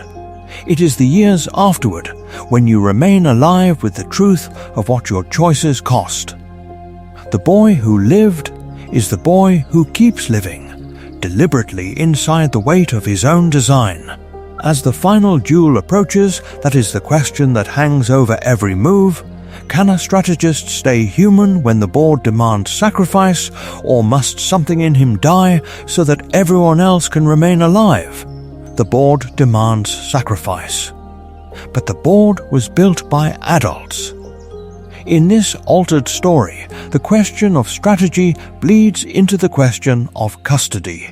Who, exactly, claimed the right to place Ron Weasley on that board and call it destiny? This is important. Because every checkmate in the final battle is rooted in decisions made when Ron was a baby in a borrowed cot at the Burrow, with a prophecy hanging over his head like an invisible sword. Dumbledore, first, not Dumbledore, who had once simply watched a scarred orphan arrive at Hogwarts and tried to guide from a distance. Here he makes an earlier, sharper choice. Faced with a prophecy that could fit a half-blood in a cupboard or a pure-blood seventh son in a crooked house, he lets Voldemort's fear of blood traitors and old magic tilt the scales toward the Burrow. He tells himself that a boy raised in a noisy, loving family will be better armored against the grave weight of being the boy who lived, that hand-me-downs and shared bedrooms will do what no charm can do. Yet he still withholds. He delays the full truth of the prophecy, edits the story of how Ron's brothers almost died the night the burrow was attacked, keeps control of the plan while telling himself he is preserving childhood. The ministry is less sentimental. They see not a child but a symbol, a living replica of their own legitimacy. In the early years, they wrap Ron in protections, send auras to hover at the edges of the Weasleys' fields, issue solemn decrees about safeguarding the prophesied boy. When political winds shift, those same decrees become tools. Ron is paraded at trials, quoted in the prophet, used to sell the illusion that the institution is strong and unafraid even as it leaks information that endangers him. A boy becomes a banner. The grave was empty. The bureaucracy quietly filled it with a legend it could wave. Inside the burrow, the ethics are more intimate and more brutal. Molly and Arthur know the prophecy. They knew from the moment Dumbledore stood in their kitchen and did not quite meet their eyes. Every time they let Ron board the Hogwarts Express, every time they do not forbid him from joining the chessboard under the castle or the hunt for Horcruxes, they are choosing between two impossible loyalties, to the child they tucked in at night and to the world that needs the child's courage. How many times can a mother stand in a doorway and not say no? Snape's role warps around this red-haired center. His hatred of James Potter has less room to breathe. Instead, his resentment fixes on Dumbledore's willingness to spend Weasley children like pieces. He looks at Ron and sees Navit Weaponist, a boy praised for bravery while being quietly overburdened. His contempt is acid, but his fury at the game itself is colder, more precise. In this universe, the ethics of prophecy sharpen to a single cutting edge, not merely whether such visions should be acted upon, but whether any adult may decide how much of a child's life belongs to fate and how much remains his own. And as the war narrows, someone will finally refuse the board entirely. The board has been overturned. The pieces are the same, but their positions are not. This is important. In canon, the grave that defines the war stands in Godric's Hollow. A cottage destroyed, a baby alone, a boy who will grow up in a cupboard. Here, the grave is metaphorical, and it is the burrow itself. The attack comes not to a hidden house, but to a lopsided home already known for its defiance, and the night that brands a legend burns through Weasley walls instead of Potterstone. The grave was empty in another sense. No ruined nursery, no Dursley prison, no myth of the orphan savior. That shift cascades. Ron, not Harry, is the child the prophecy seems to encircle. The Weasleys, not the Potters, become the central family of the war. Harry is the almost chosen, the boy who could have been, watching from the side of the chessboard as his friend is moved forward again and again. The magic is the same prophecy, the same Dark Lord, the same school. The story is different. Because the center of gravity has moved into a crowded kitchen where every life is already entangled with every other. Emotionally, the gain is immediate and dense. We do not visit a single grave on a hill. We sit at a long table where every seat is a potential target. Arthur counts coins and curses in the same breath. Molly folds Ron's jumpers around a fear she will not name. The war is no longer abstract to the poor, it is literally in their pantry, in the ministry corridors where Arthur is sidelined, in the howlers that carry both love and terror.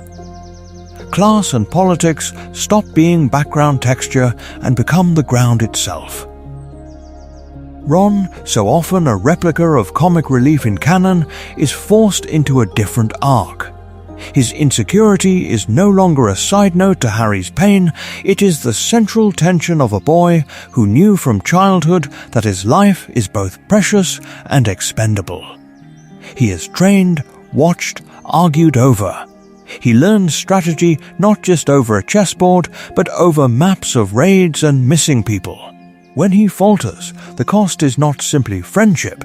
It is the safety of a family that has already bled. Yet something is lost. Harry's ascent from neglected nobody to necessary hero carries a particular resonance.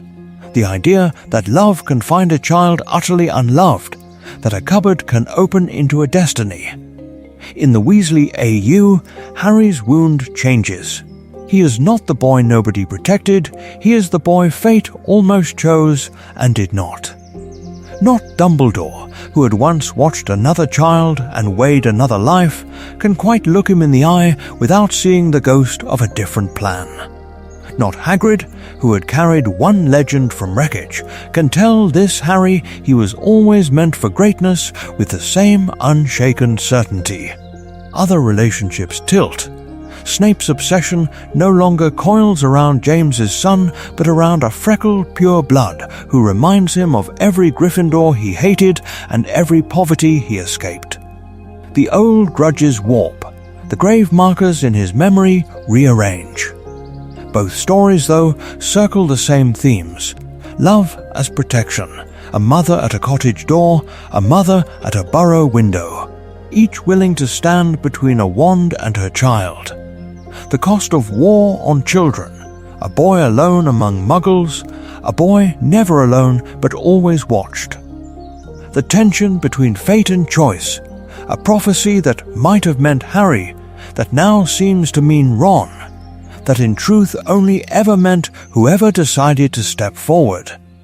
The pattern interrupt here is not who lives or dies, but what questions we allow ourselves to ask.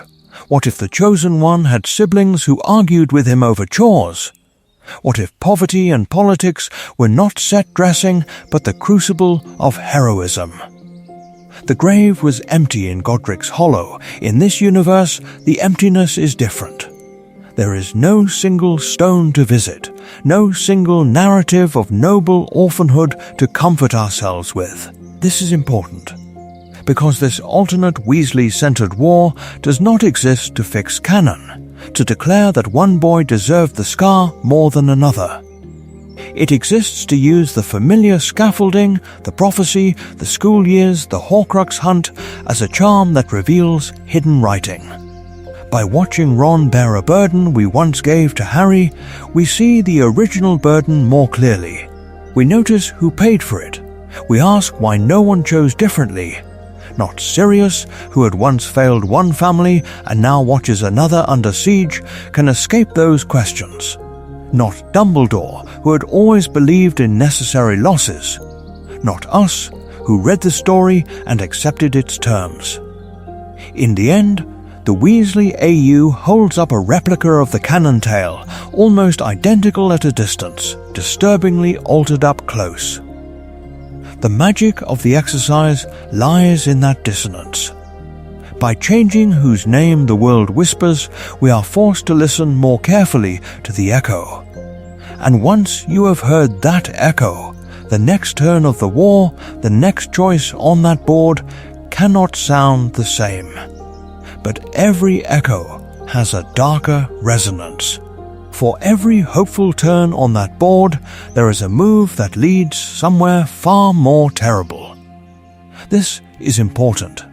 Imagine the same boy, the same cramped bedroom at the Burrow, the same prophecy hanging over a seventh son's head. Now imagine that the insecurity that once made Ron self-deprecating does not soften into humor, but hardens into grievance. In this branch, the Hallows do not tempt him as relics of a legend, they answer a wound. The cloak becomes proof that he deserves to walk unseen above the crowd. The Elder Wand is not a burden, but a vindication. The stone is a promise that no Weasley will ever be helplessly dead again. He studies them, he masters them, he wins. Voldemort falls not to a boy who disarms, but to a young man who has learned that killing is efficient. The grave is empty of his enemy, yet something else has been buried. Not Dumbledore, who had once hoped Ron's heart would be his safeguard. Not Hagrid, who had once trusted that a Weasley's warmth would anchor the war. It is Ron's own capacity for ordinary joy that lies interred, replaced by a cold, strategic brilliance that frightens even those who love him. In another line, the fracture runs not through Ron, but through the family that raised him. The siege of the Burrow begins earlier and never truly ends. Percy, already brittle with ambition, does not simply drift toward the ministry, he defects with conviction, offering inside knowledge of order plans in exchange for protection and status. Fred and George do not live long enough to open a joke shop. They die in a skirmish meant to move Ron from one safe house to another, their bodies the unseen cost of a prophecy's logistics. Ginny watches all of it. She watches her parents pour every charm, every ward, every whispered plan into the preservation of the boy who lived, while brothers vanish from the kitchen table. Resentment blooms where hero worship once stood. Why is his life the fixed point around which everyone else is allowed to shatter? In this story, the Weasley warmth becomes a replica of itself, gestures maintained without the living trust beneath. And Harry. There is a path where the tent argument never truly heals, where the apology is spoken but never believed. Harry walks beside Ron in battles but not in spirit, his quiet sense of displacement ripening into something darker. When every headline names Ron, every order meeting defers to Ron, there are those who notice the second boy, the one who survived other graves and other losses. They whisper to him that he has been wronged. They suggest that prophecies can be misread, that chosen ones can be replaced. What happens when a boy who has always fought to belong is finally offered a place on the other side?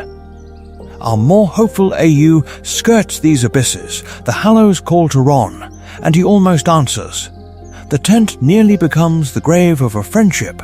The numbness after the war almost calcifies into permanent distance. Again and again, tiny frightened choices, taking a hand, refusing a wand, speaking first, tilt him away from becoming a cautionary tale.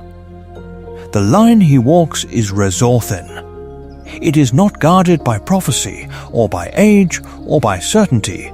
It is walked by teenagers who are terrified and often wrong, who could have broken the other way with the slightest additional weight.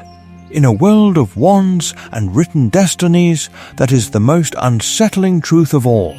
The boy who lived is never more than a few missteps from becoming the boy history fears instead of celebrates. And the next turn of the war has not yet been played. The next turn of the war has not yet been played. That is why this universe lingers. It does not feel like a neat puzzle completed, but like a hand hovering above the chessboard, one move away from changing everything again. Ron as the boy who lived unsettles because it exposes how easily we misread the board. Many readers met him as comic relief, the boy with the broken wand and the hand-me-down robes, and quietly decided he was supporting cast. This is important. When the prophecy's light swings toward him instead, the illusion shatters. We are forced to admit that our instinctive sense of who looks like a hero often follows the contours of fame, wealth, and narrative framing, not any deeper truth about courage. The grave was empty in this thought experiment too, in a different way. The grave where we buried Ron's potential under jokes and jealousy. The grave where we laid Harry's loneliness and assumed that suffering alone conferred destiny. Imagining the prophecy naming a pureblood seventh son in a crooked house rather than a half-blood child in Godric's Hollow reveals how arbitrary the first spark can be. Not Dumbledore, who had spent years watching both boys, would be immune to that temptation to read meaning into the wrong details. Beneath that, the scenario touches a quieter terror. That one night, one choice, one misheard line could have thrown our own lives onto a completely different track. If Voldemort had turned his wand toward the burrow instead of the cottage, if Molly had been the mother screaming over a crib while 6 older brothers stood between her and the Dark Lord, the entire map of the war would have redrawn itself. The viewer recognizes the contour of that fear, because some part of them still wonders who they would be if one childhood evening had broken another way. And there is Harry, the other boy. The one who watches his friend's name whispered in corridors, his victories analyzed in the Prophet, his failures dissected by teachers who expect too much. To imagine Harry as the boy beside the legend is to speak to anyone who has ever felt like a side character in their sibling's biography, or their friend's romance, or their colleague's promotion story. It asks with a kind of grave tenderness whether bravery feels different when no prophecy is watching.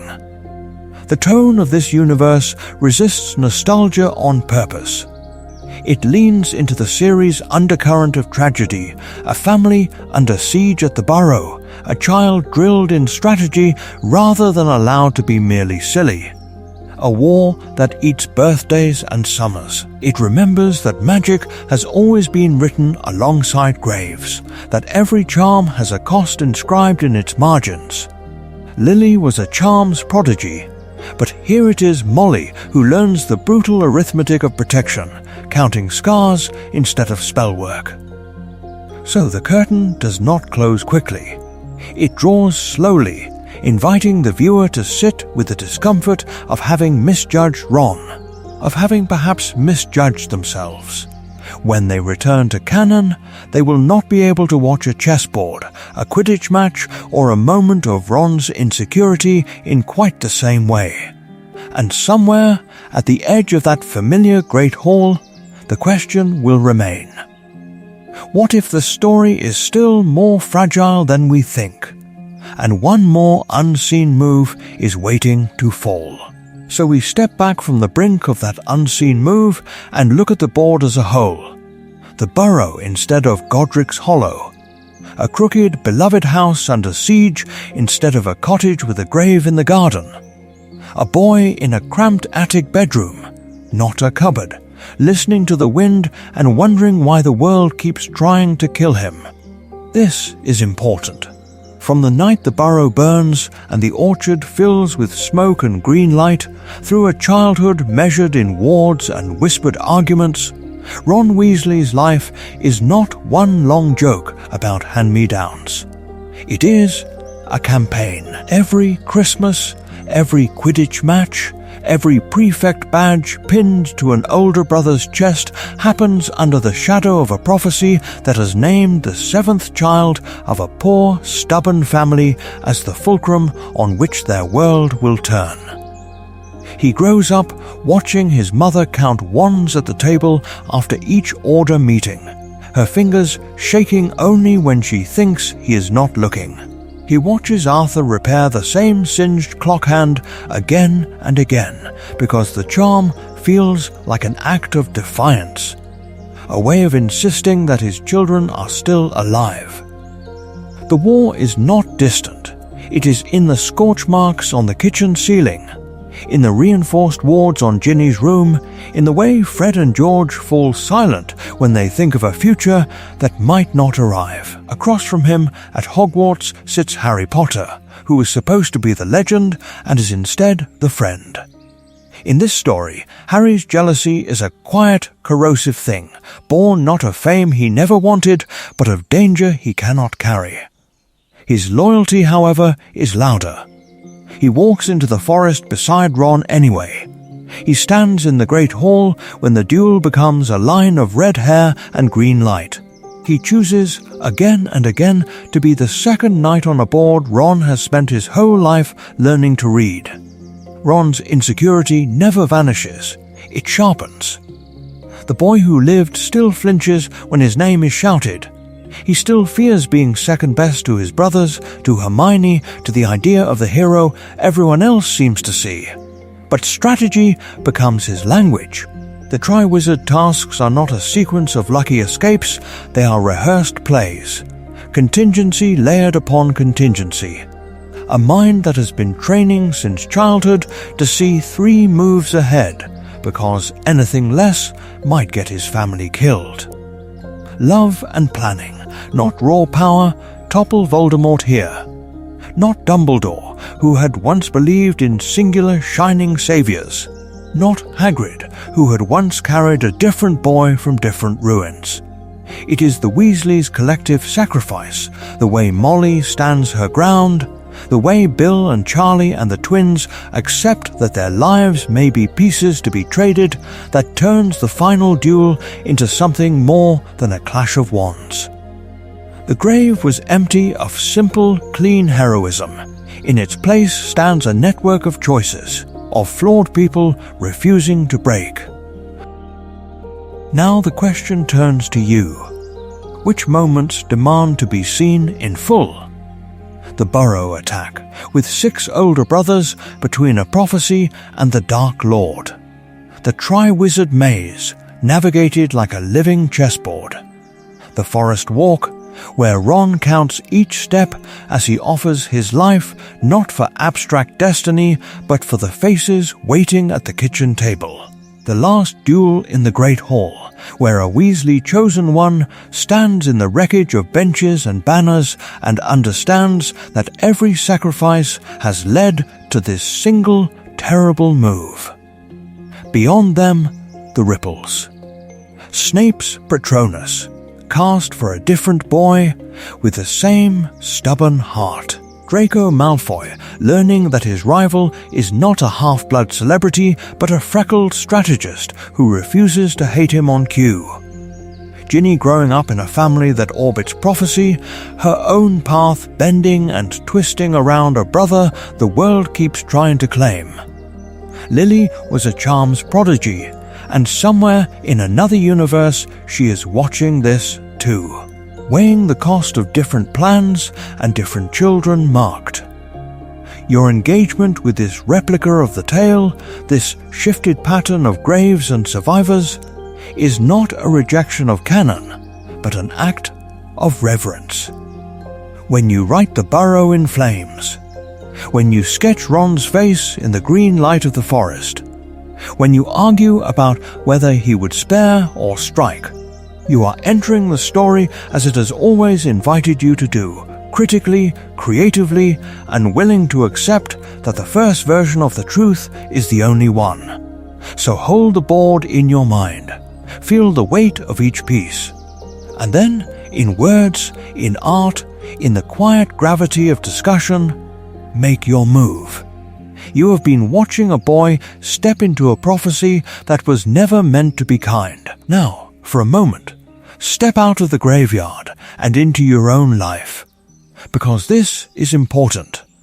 Ron's unwanted destiny is not as distant from you as the wandlight and the castle walls might make it seem. Ron is marked before he can speak, turned into an emblem, a weapon, a hope. Because 2 wizards once heard a few lines of magic and built a war around them. He grows up in a cramped Burrow bedroom, wrapped not only in hand-me-down robes but in expectations he never chose. 7th child, pureblood, boy who lived. Many watching know that feeling in quieter forms. Oldest sibling. Permanent caretaker. The quiet one. The difficult one. The outsider. Roles spoken over you until they harden, until even you begin to believe that this is who you are rather than who you were told to be. The grave was empty in Ron's life long before any headstone bore his name. The space where an ordinary childhood should have been was filled with training, with whispered plans, with the weight of a war he did not start. Think now of your own prophecy moments, the day a parent decided to move cities, the illness that turned you into a nurse, the teacher who said you were gifted or hopeless, and how that single sentence, that single choice, quietly shifted the path beneath your feet. Did you accept it? Did you fight?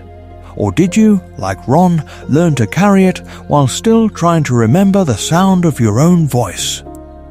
In this altered story, some will find themselves in Ron, strategic, loyal, resentful of the spotlight even as it never leaves his face.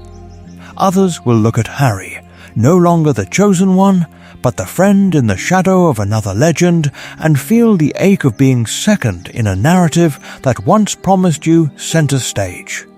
Some will be Hermione, watching two boys bound to a destiny neither fully understands, trying to hold the fragile structure of reason and research together with ink-stained hands.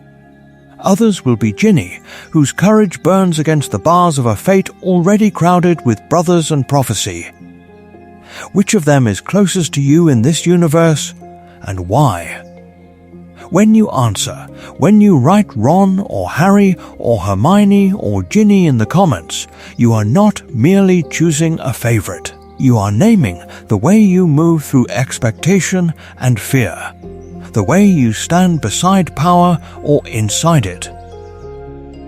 For some, words will not be enough.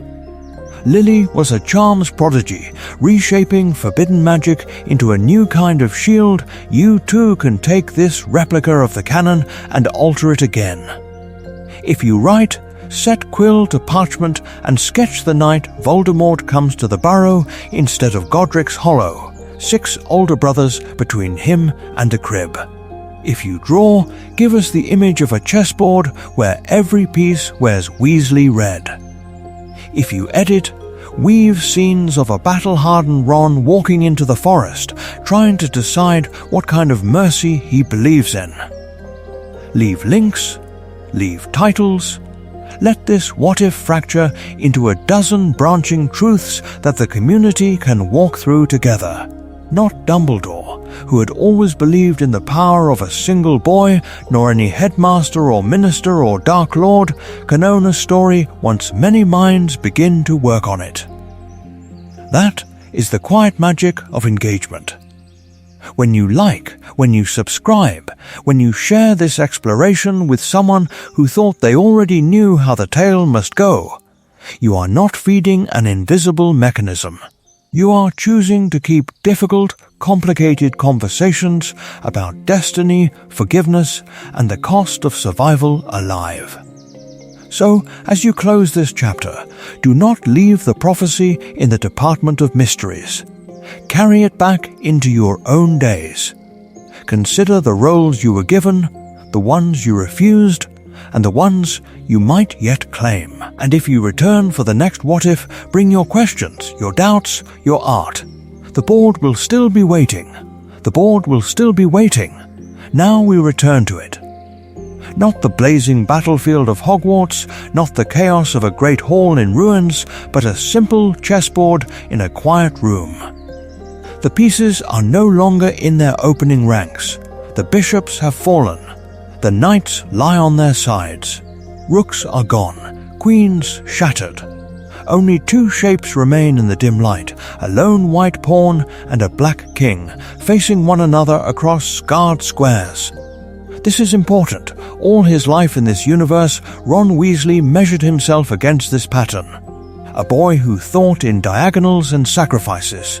A boy who learned far too early that sometimes you win not because you are the strongest piece, but because you are the one willing to move when everyone else is frozen. The grave was empty in Godric's Hollow in another story. Here, the grave is the board itself, littered with the replicas of every choice that could not be taken back. In canon, Ron is the one who steps forward in the first-year game and allows himself to be struck down so Harry can pass. In this timeline, the pattern inverts. The prophecy points to a pure-blood seventh son. Voldemort comes for the burrow. Not Dumbledore, who had always imagined a Gryffindor hero shaped like James. Not Hagrid, who had once carried a different boy from a different wreckage. Not Sirius, who had dreamed of godfatherhood as redemption. Instead, it is Ron who stands before the king and understands that surviving the game is its own terrible kind of courage.